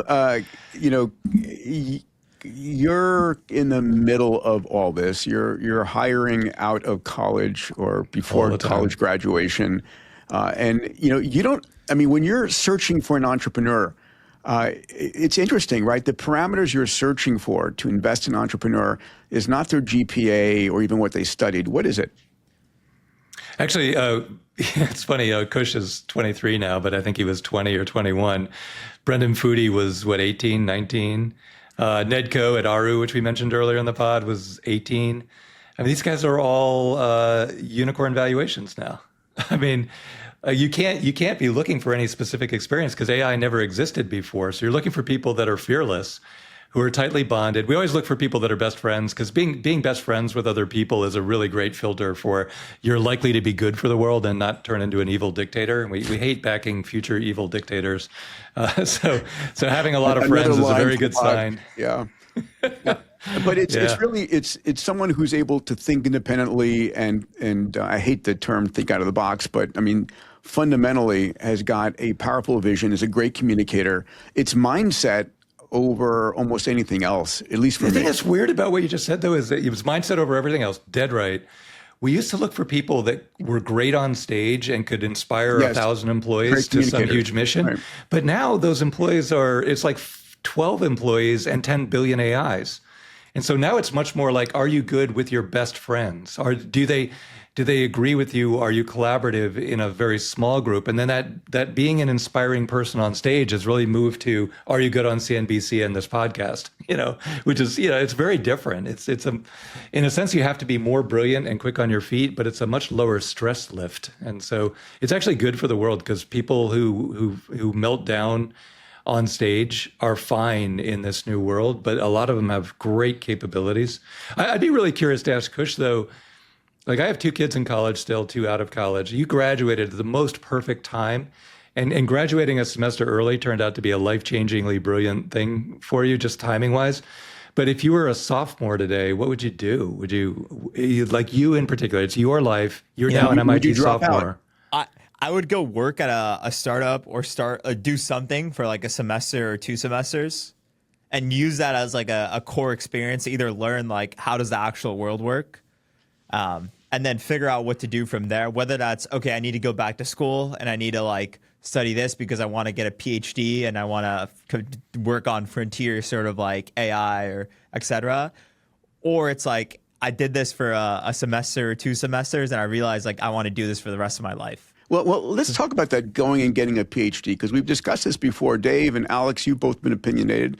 You know, do you spend your time getting a 4, 5, 6 year PhD, or do you jump into a company at the edge of the frontier?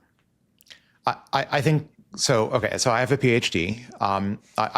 I would almost always call it approximately 90% of the time. I get a lot of people who come to me for advice. What should I do? Should I do a PhD? Should I do something else? Almost all of the time at this point, I say to people, PhD, at least a conventional PhD, will run you 4 to 7 years approximately in this country. If you go to England, maybe you can do it in 3, or Australia or something. But in the US, a PhD, call it 4 to 7 years. I did mine in 4. I almost always say to people, don't waste your time. Yeah. Because the PhD is simply too much time invested when things are changing too quickly. Math is cooked, physics, chemistry, biology, almost all of the sciences, all the engineerings, all the humanities, these will all be so thoroughly solved by the time, 4 to 7 years from now. It's almost like the Coriolis force. If you're on a merry-go-round and you want to like throw a ball to someone else who's also on the merry-go-round, and so you throw it to them, but for geometric reasons, it doesn't go where you expect, it doesn't land. There's almost a Coriolis force, I think, in terms of academic or otherwise career planning at this point. If you're starting a PhD now or contemplating it, the world is going to be in such a radically different place. Yes. By the time you would finish a normal PhD, I just think it doesn't make sense in most cases. However, I have a plan to fix PhDs. I also have a plan to fix research universities. My plan for PhDs is, in an era when you can just bulk solve entire disciplines, you should get a 1-month PhD. If you can create an entire discipline with the help of AI and actually understand the results. So it's not just like blind faith in the AI, but you actually understand what you've done. You worked hand in hand with an AI to solve everything or solve everything within a given discipline. I think research universities should be giving out 1-month PhDs, and that's my plan for the future of PhDs. Dave and Salim, what are your thoughts on this? Do you get a PhD? Do you even get a master's degree, or do you jump in and build something? I've some 2 or 3 quick things here. First, we noticed, Peter, when we were building SU, that by the time if you were doing a master's degree in neuroscience, by the time you finished your master's degree, you were out of date because the field was moving faster than our ability. And that's one of the slowest moving fields. That's a structural problem, right? And I like Alex's idea. I also just want to really, really acknowledge Alex. If you've gone through a PhD or gone through that type of PhD, you have a sunk cost bias, and you naturally go, everybody should be a PhD. So I just want to honor you, Alex, for being able to lift up and go, no, you shouldn't do it, or for whatever your Salim, is. That's my most milk toastiest take on PhDs. I want to totally scrap the research university system altogether, not just PhDs. We got that. I got that. Which actually really, really needs to happen. Just to Kush's point, one of the dangers of that, taking a semester off and working at a startup. I went through the co-op program at Waterloo, which is legendary and kind of pioneered that whole movement. And the problem is, after you do a couple of work terms, you realize that the work world has nothing to do with my academics, like zero. Yes. And it demotivates the crap out of you. The effort it took me to actually get a degree after going through the co-op system, every semester my marks went down and down and down and down, and I literally scraped through on the skin of my teeth to actually get the degree I needed to get, because sounds it was like so my medical demotivating. degree. The work world versus the real world is so fundamentally different. How do you study theoretical physics when I know I'm going to be doing something very, very different? So it's very difficult and challenging. I would suggest that people take that time, go do a startup, and then don't expect to come back, or at least be open to the thing, you're not going to go back. Because 90% of the time you're going to go, what the hell, and not come back. Dave? I think people overwhelmingly suffer from low situational awareness and momentum in their lives, and they don't pivot enough. But if you talk to the highly successful people, the Eric Schmidts, the Jeff Bezos, and you say, do you wish you'd moved even faster? They say, oh my God, I should have sprinted even harder. And you get these periods of human history, the Industrial Revolution, the invention of the internet, the invention of the PC, these really narrow windows where everything changes. This is the biggest change in human history by far. Explosion in of the shortest period of time. So you can't waste a minute. So we're talking about education and PhDs, but generalize on that. What about all the other wasted minutes that you just can't afford right now? Because this window will come and go, and it's the most fertile time, the biggest change in every area, in policy, in governance of everything, in tech, in arts. In every field, it's turning upside down in just a 1 to 2 year time frame. And also on this pod, we believe recursive self-improvement is in full bore right now, and we're well down the AGI path. But even the outer bound, if you talk to the most conservative people who know what they're talking about, the latest date you'll hear now is 2030, which is only a 3.5 year gap. It's definitely now, whether you define that as the next couple years or the next couple minutes, either way, it's now. Yeah. So you just got to sprint. All right. About 3 months ago, we did a survey of all of you watching and listening. We had over 500 responses. I want to share the data. And clearly this is a biased community, but I want to share how we're thinking about this, mostly in the world of high school. But the question was, is education preparing people for the future? And it's pretty damning. Teachers were 3.5 out of 10, parents 3.8 out of 10. And the average here was 4.3 out of 10. So educational system, principally high school, is not preparing our kids for the future. Next question, have everyone rated their readiness on a 1 to 10 scale? So 57% of everyone surveyed, this is teachers, parents of college and high school students and high school students themselves, 57% of everyone who answered was a rating of 4 or below, again, not being ready for the future. Is the traditional career ladder becoming obsolete? 79% said yes. And I think, this social contract of do well in high school, get a good college, get a degree, get a job is fundamentally broken. Will AI increase or decrease human opportunity? A very positive group. Thank you, everybody, for listening here. Greatly increase. 73% said AI will greatly increase our opportunities for the future. This was something really important for me. The skills that will matter most in the next 10 years. Not surprisingly, AI literacy at 78%, critical thinking, 72%. One of the big questions we need to ask is, are large language models, reducing our ability for critical thinking? Adaptability, entrepreneurship at 63%. Again, not surprising, but important to note, this is not, right? AI literacy, critical thinking, adaptability, entrepreneurship is not what our current programs are teaching our kids. I think the bottom 3 are really important too. Yeah, please go ahead. Yeah. So look at the bottom 3. I completely agree with this, by the way. Yeah. Leadership, used to be defined as I can lead 1,000 people into battle. But now, because so many of your workforce are AIs, it's AI literacy at the top, and leadership has come way down. Mm-hmm. But then at the very bottom, science and engineering, which we all thought was like God's gift to your future. Now the AI is doing all the hard science and engineering. You just need to know how to manage it. So knowledge in that, and then finance is dead last. Yeah, finance is completely irrelevant. It was top of the food chain back when we were in school. Remember that? Yeah, 100%. That's absolutely bottom. A couple more slides here. Will a college degree become less important? 45% said yes. So let's close it out on the education front on that side. Salim, your thoughts on the data?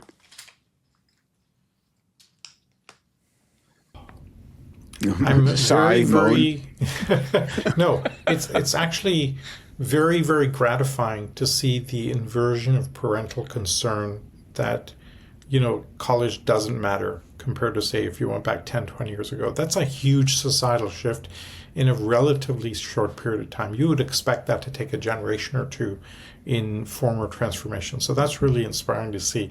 I'm sighing because, God, like I look at the inability of I was at a university over last week, and their biggest concern was, how can we get the financing to build that building that we want to build? And you're like, what in God's name are you people doing, right? I mean, and this goes to Alex's hobby horse around this. I think this is so important to totally change the system.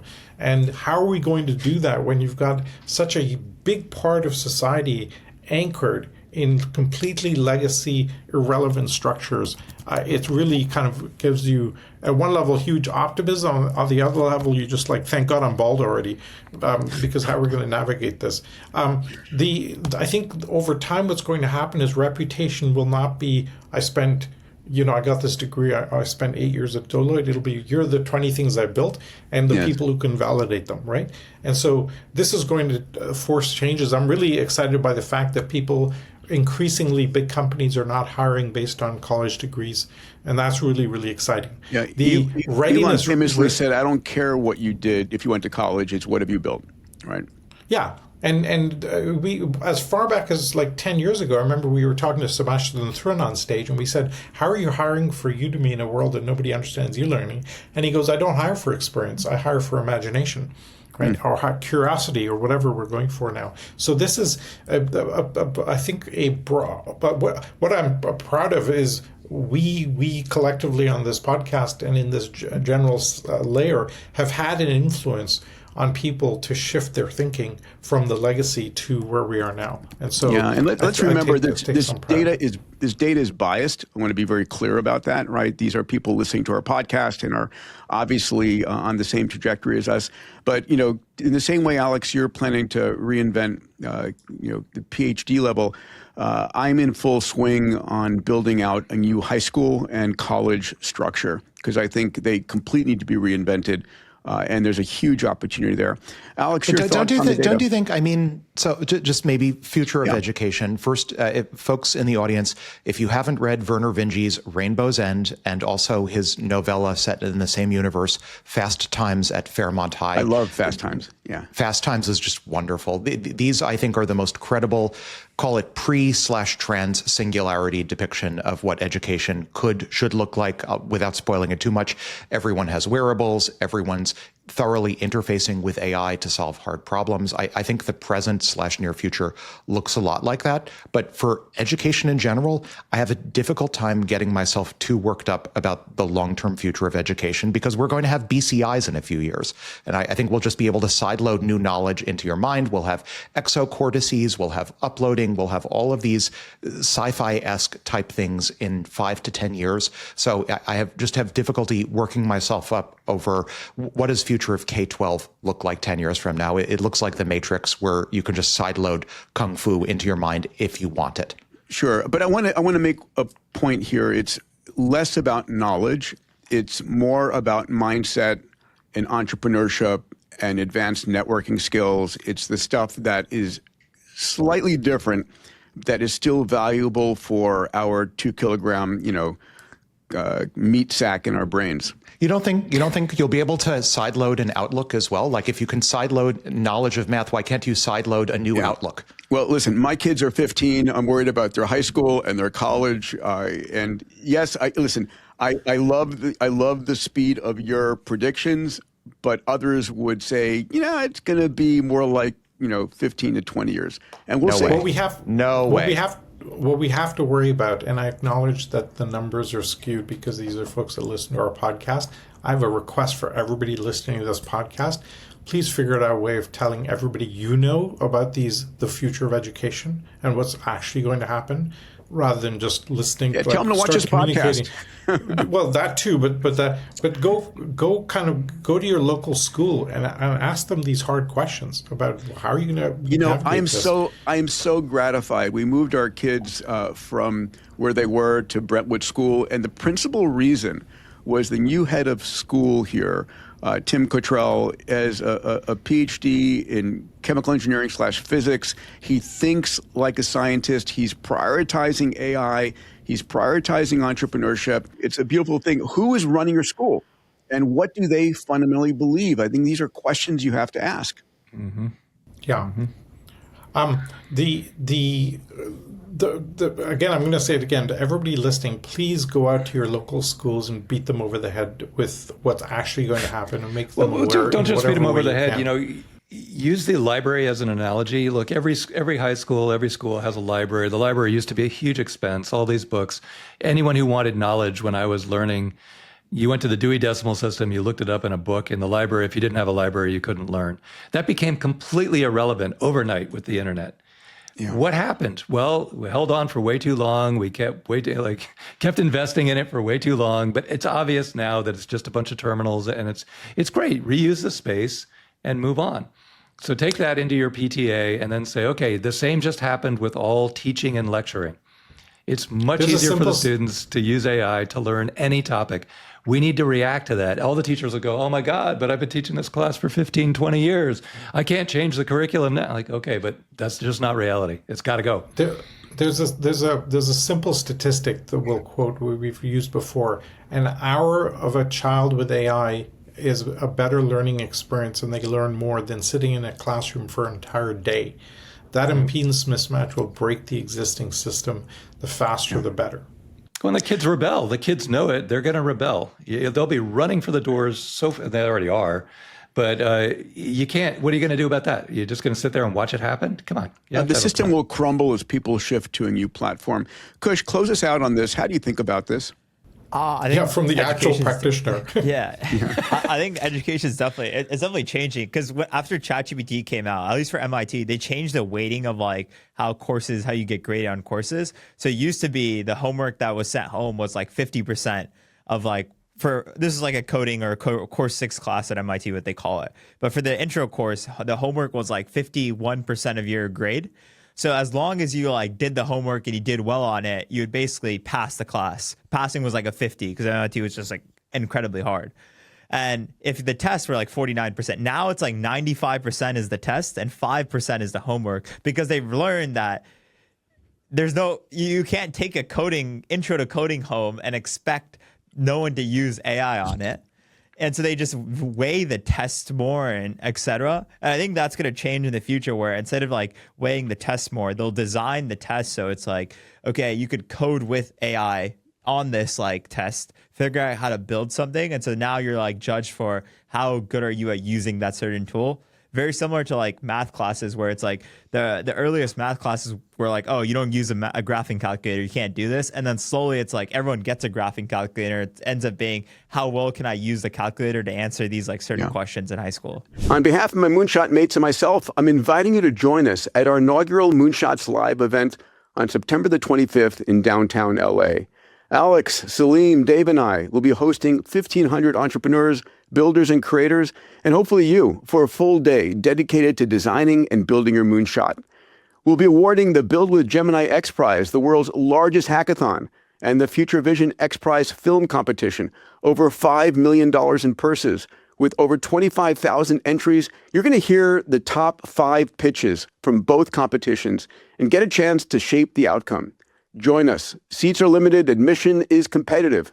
Check it out at moonshots.com. We're going to close out with 2 fun stories from the science realm.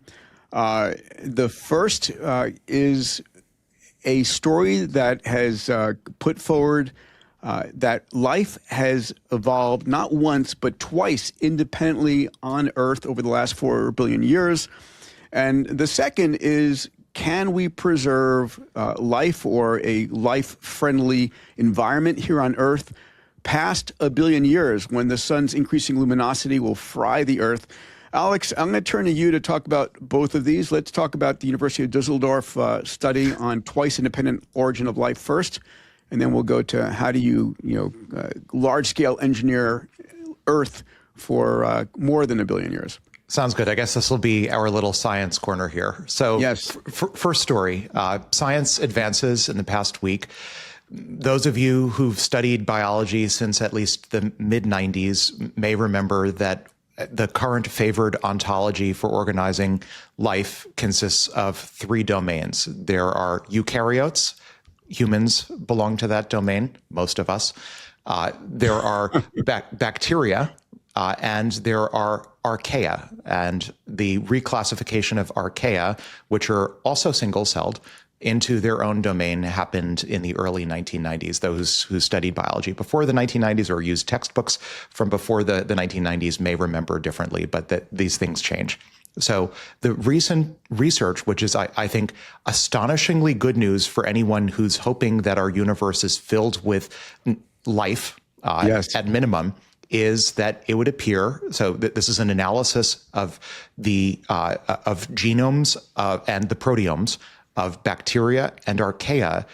It's possible to do genome-wide and proteome-wide analyses of organisms and look for commonalities between them to discover what their last common ancestor was, the last universal common ancestor. So just like you can do paternity tests, for example, it's possible to take two different species and look at how similar they are and extrapolate their last common relative, their great-great-great-grandparent or nth grandparent, as it were.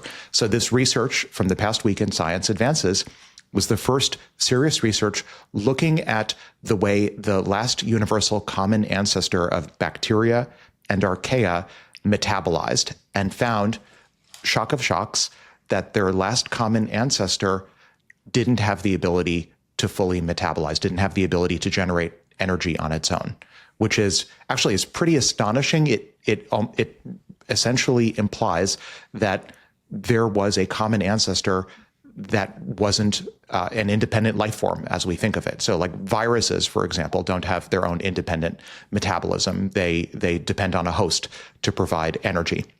Similarly, this analysis suggests, first at general, that these two domains, their common ancestor had certain properties that made it dependent on its environment to provide energy. And in particular, that it was dependent on certain metals, so-called transition metals like iron, cobalt, nickel, and palladium to serve as catalysts for its energy, and depended on phosphite of the sort that one would find in deep sea hydrothermal vents to serve as effectively as its energy. So both the catalysis of energy for its metabolism and the underlying carrier of energy, it was dependent on its environment for these things. So for anyone, again, who's hoping that we're going to discover in the next few years that our universe is utterly filled with life, this is really good news. If life potentially evolved on Earth more than once, and we're still seeing the side effects of that, it's tremendous news. I also want to point back, so we're in 2026 now. I want to point folks back to, I thought, a really interesting paper 13 years ago, 2013. There was a paper, Life Before Earth, that did a simple log linear regression on the average genetic or genomic complexity of organisms. If you take the size of the genome, so humans have approximately 4 billion base pairs in your genome. If you look at the time at which different species arose historically, and you extrapolate that backwards, genomic complexity on average has been increasing over time.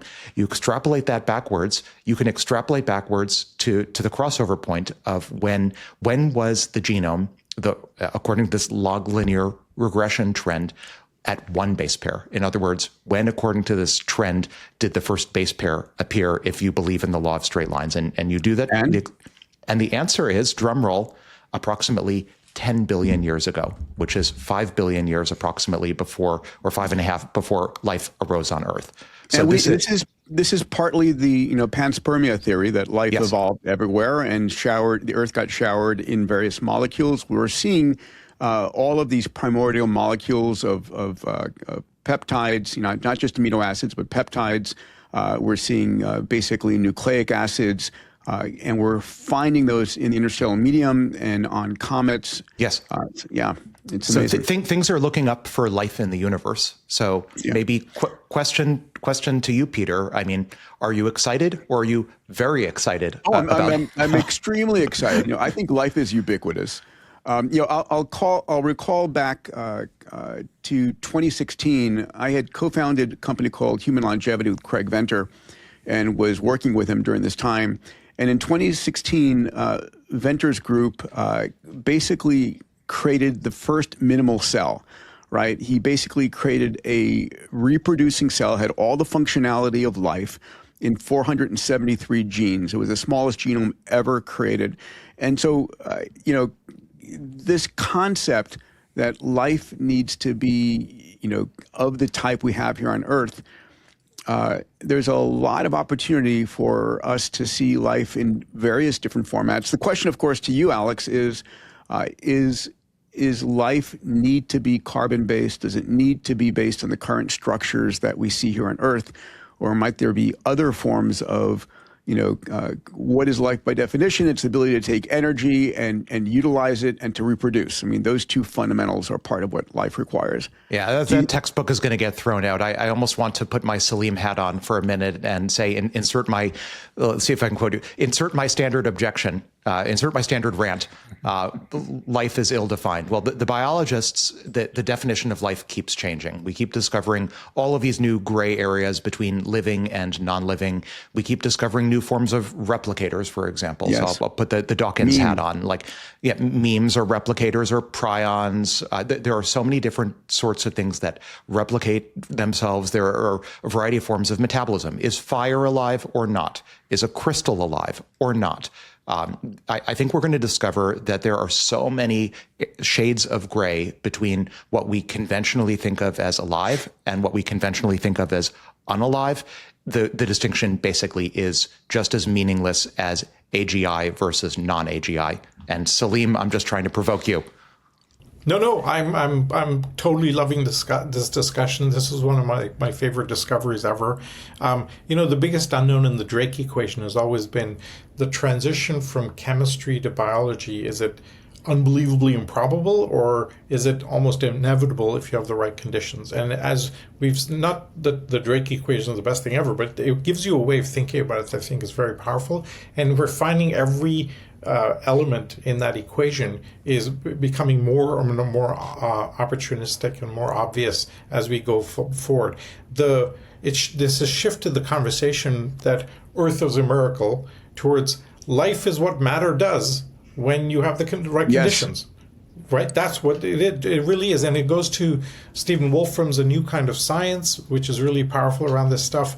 And this makes missions on Europa and Enceladus, or however you pronounce that, or Mars, really strategically important, because exoplanets suddenly become very, very powerful. It strengthens the case for spending a lot more resources on astrobiology and trying to understand that, because the expected probability of finding something has suddenly shot up dramatically. I fully expect to see non-carbon-based life forms if we can figure out even how to detect those. Yes, basically, exactly. What we're saying here, and I'll go back to the Stephen Wolfram thing, complexity can emerge repeatedly from very simple rules. And we've seen this repeatedly, and this really has a massive MTP implication, which is that if living systems are really this common, which it looks like they are, then our responsibility really becomes way past just preserving the biosphere in really kind of looking out into the universe and really taking stock of everything out there. And so I'm incredibly excited about this. How many times has life started across a universe containing hundreds of billions of galaxies? This is incredible. It's clearly that life is not the exception. Dead matter is the exception. Well, that means we should get rid of the dead matter in our solar system, I assume, right? Computronium, baby. Computronium. Dave, what do you think? Dave, very excited or incredibly excited? I'm incredibly excited. And what else I'm excited about is when I was in high school, there was an experiment where you take a vat of chemicals and you shock it with a lightning bolt or a simulated lightning bolt, and lo and behold, it forms amino acids. And then the argument is, if I let this thing fester for 1 billion years, a monkey will pop out of it. And you're like, well, I can't really prove that or disprove that, but very soon Lila Biosciences will finish the full cell simulator and we'll start simulating everything. And we can actually ask those questions now and then simulate them out through time and get very likely reliable answers. I'm so excited. That's going to answer so many questions like this. But yeah, and bring up many more questions, right? And bring up many more. But chances are those will also be things that we can simulate with enough compute. And it'll just be a golden era of knowledge filling in. And it's coming very soon. I'm so excited. And Kush, quick question for you on this one. So when I was an undergrad at MIT, one of my research advisors, Marvin Minsky, used to say, don't waste any time studying biology because the useful half-life of knowledge in biology is just too short. You should study math instead. Don't waste time on biology. It just doesn't have a shelf life. Have you used, or are you using, or are you intending to use any biological knowledge that you gained at MIT or otherwise? So they make us all take the class for biology. So I'm sure Dave is also 701, yes. 701, exactly. Yeah. So I took 701. I know what the eukaryotes, prokaryotes, the whole proteins. Probably not. Like, it's definitely more of a now, especially like the biology knowledge is you can ask ChatGPT and it gives you the answer. So I think I have not studied as much as anyone else has. Studying is cooked. Everything is cooked. Hashtag everything is cooked. Alex, let's turn to our second story here. Yes. How do we stretch habitability on Earth from 1 billion years to 9 quadrillion years? That was the next.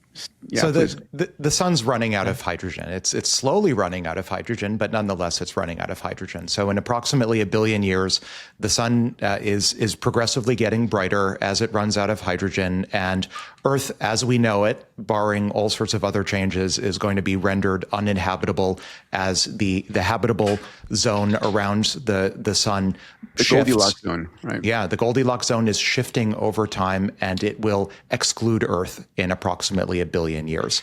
And that's a problem. And you might say, well, that's someone else's problem. Many people may say, I don't intend to be around in 1 billion years, so let someone else worry about it. But for those of you who recognize that we are in the middle of a singularity and uploading is imminent and longevity escape velocity is either here or imminent, it's our problem too. And it's not just some future generation's problem. So we've started, royal we, humanity has started thinking about how we're going to fix this problem. And you might say, oh, who cares? Because even if you're wildly transhumanist, singularitarian,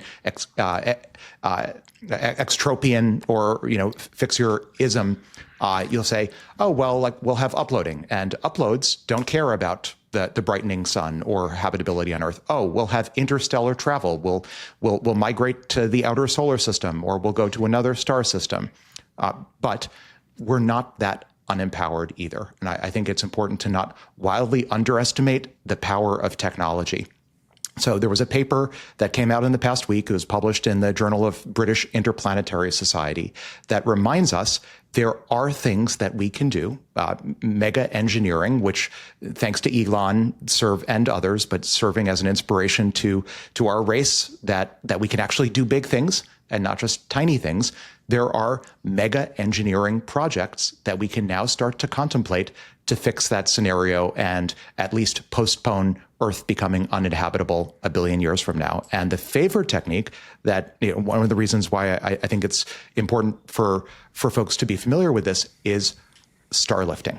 So what is starlifting? Starlifting is literally engineering our sun to remove excess matter from its surface to extend its longevity. It's the equivalent of giving our sun a facial in order to make it look younger or over facelift, time. right? Or facelift. Facelift, I guess maybe that's a better analog. But yeah, facelift, facial, make it look younger, make it feel younger. So in principle, by lifting matter, and you could ask, like, how on earth would we be able to lift matter from the surface of our sun at scale? Glad you asked. A Dyson swarm. How do we do that? Turns out that Dyson swarms are good for more than just compute and drink, and SpaceX's IPO, post-IPO stock price. Dyson swarm is good for more than just orbital compute. It's also good for extending the longevity of our sun. How do we do it? We disassemble Mercury because it's in a really convenient, close to the sun orbit, and we turn Mercury, and we do it other ways, but Mercury has had it coming. At least you're not killing the moon, okay? We're happy about that. I've moved on. I'm moving on to Mercury now. Mercury's a more tempting target. I don't mind disassembling Mercury.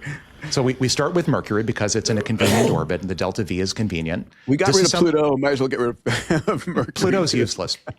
Pluto can hang out as long as it likes. We disassemble Mercury. We turn it into a flying swarm of lasers that absorb sunlight because it gets a lot of sunlight.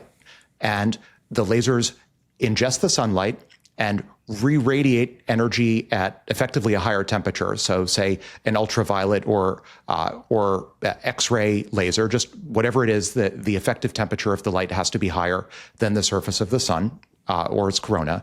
And we aim those lasers back onto the surface. So it's not mirrors. There's a thermodynamic reason why putting mirrors around the sun wouldn't achieve the desired result. You can't actually open paren. If you have a magnifying glass and you put the sunlight in one side and you aim the magnifying glass and you look at the focal point, you can't actually achieve a temperature at the focal point higher than the surface of the sun if it's a black body. So that won't work, but lasers will.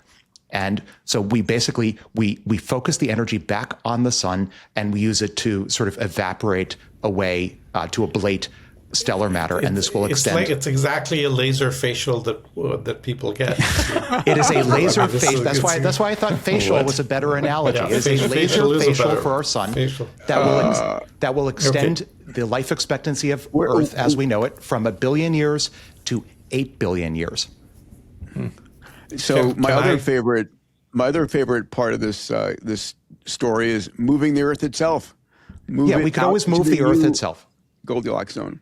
And we could do other things like. Yeah, what other podcast do you have this conversation? I just want to ask.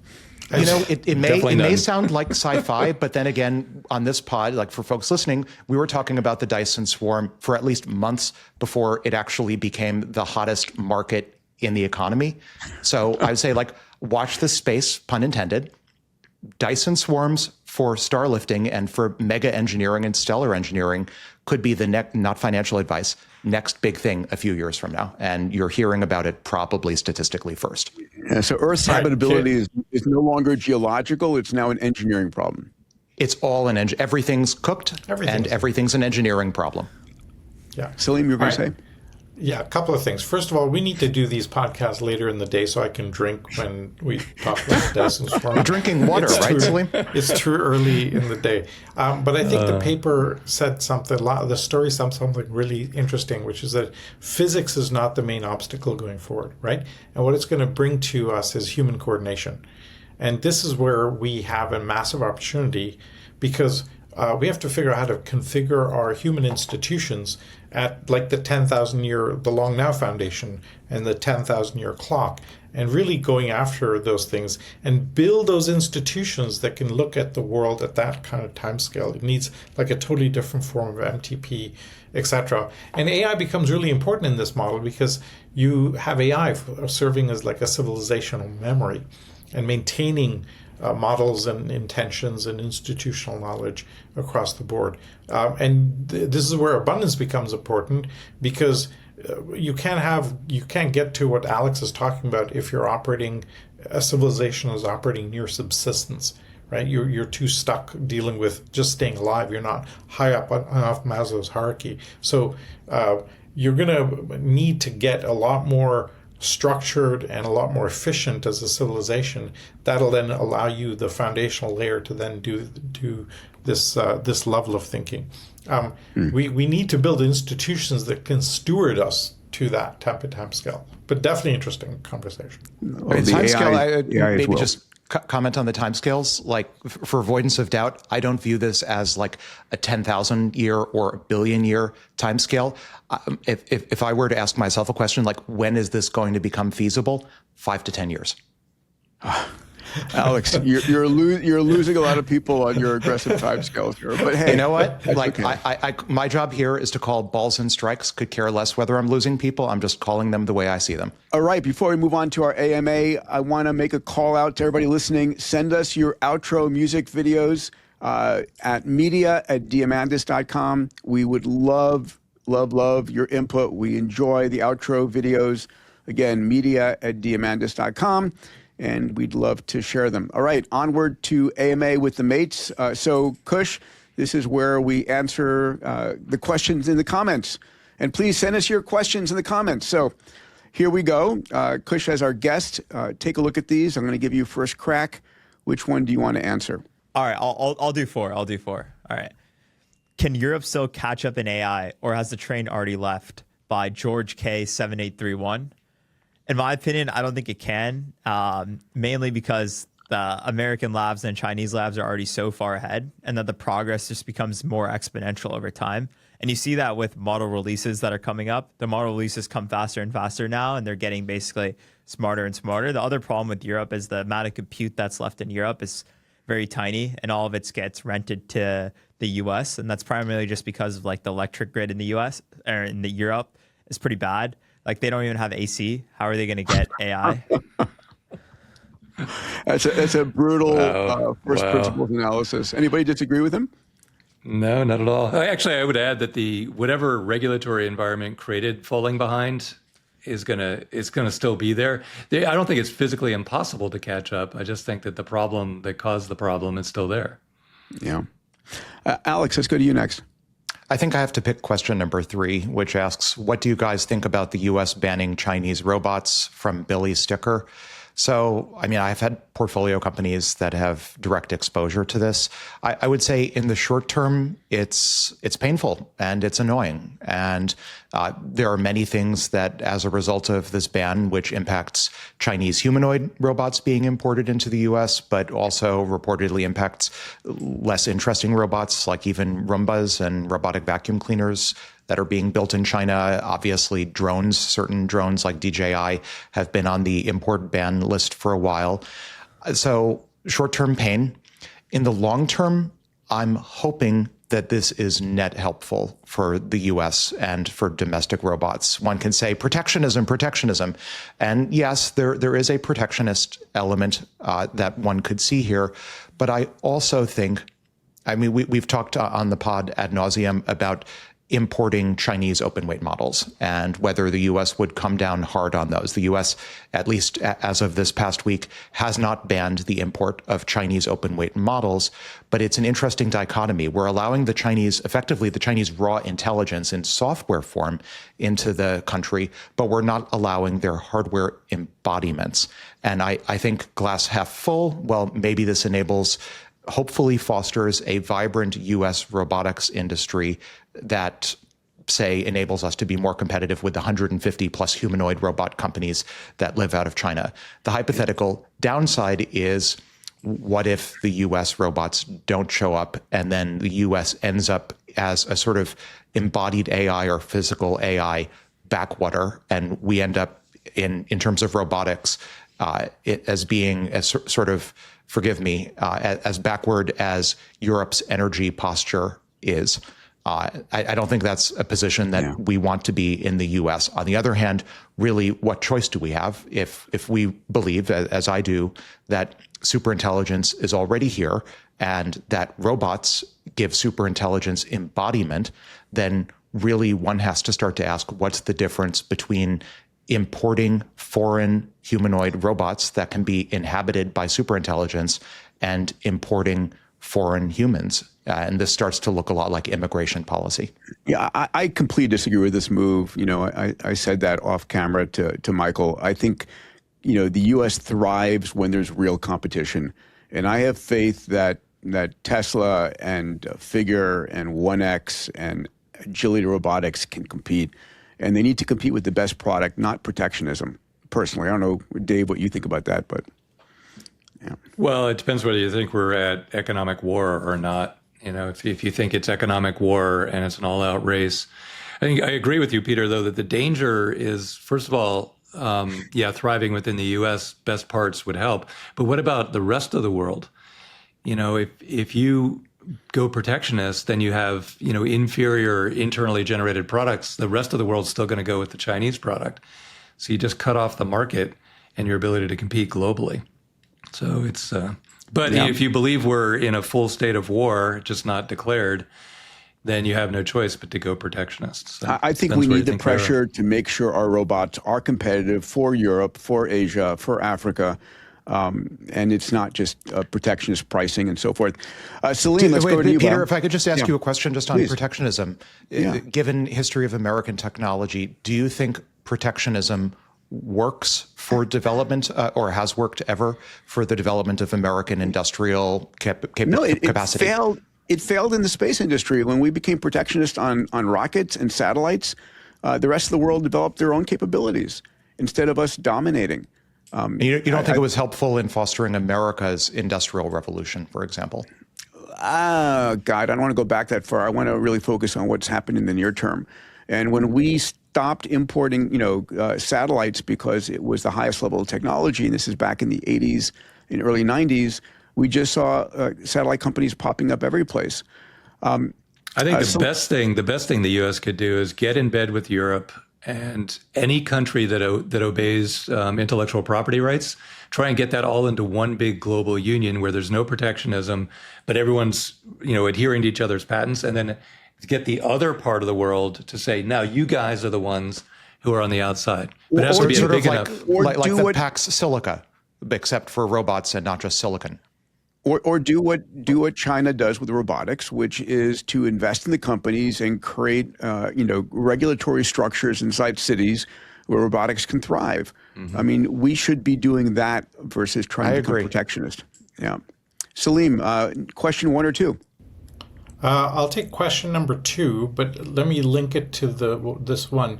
When you talk about protectionism, you're operating from a very scarcity-based mindset. Right? Exactly. If you really think about abundance, then protectionism shouldn't matter. So that's the big challenge there. But let me take number 2, which is what's the actual step-by-step path from capitalism to abundance, not just the end state. And this is from K.L. Naylor. So a couple of things here. You don't have capitalism suddenly kind of ending, right? You have it scarcity disappearing category by category. Okay, so marginal costs are appearing dropping to near zero. Then traditional pricing becomes less relevant in more and more things that used to be scarce. Like information's already gone through that, but we'll end up with that with land in other domains that used to be scarcity based that will become less valuable from a monetary perspective. Now you'll have status, trust, relationships. Those are the things that will become more and more scarce over time. The transition is technology deflationary, where entrepreneurs constantly make things that used to be expensive and make them cheap. So this goes back to Jeremy Rifkin's commentary 10 years ago, where he said capitalism will essentially eat itself because it's going to just keep eating more and more scarcity, and bigger chunks will become unnecessary. Right, so it's going to arrive like one marginal cost curve at a time, and little by little we'll be operating in abundance, and we won't even have noticed. All right, Dave, you got question number 1. Okay, if money won't matter in 10 years, what will happen to things like mortgages and car loans? And that's from SKC 8802. Remember, 10 years is Alex's timeline to us vaporizing hydrogen off the sun with giant lasers. My God. So better believe it. I think you'll have a lot going on in your life other than mortgages and car loans. But it's good news. Houses will be so abundant and so cheap and so easy to manufacture with robots that you probably won't need to borrow money to buy one. You can have at least 2.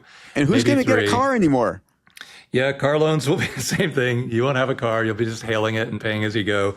Or but your there AI will be agent other things. will be calling your autonomous vehicle. Exactly. Dave, I'm curious. So if I could just ask a question on this one. If you believe this, I certainly believe what you're saying.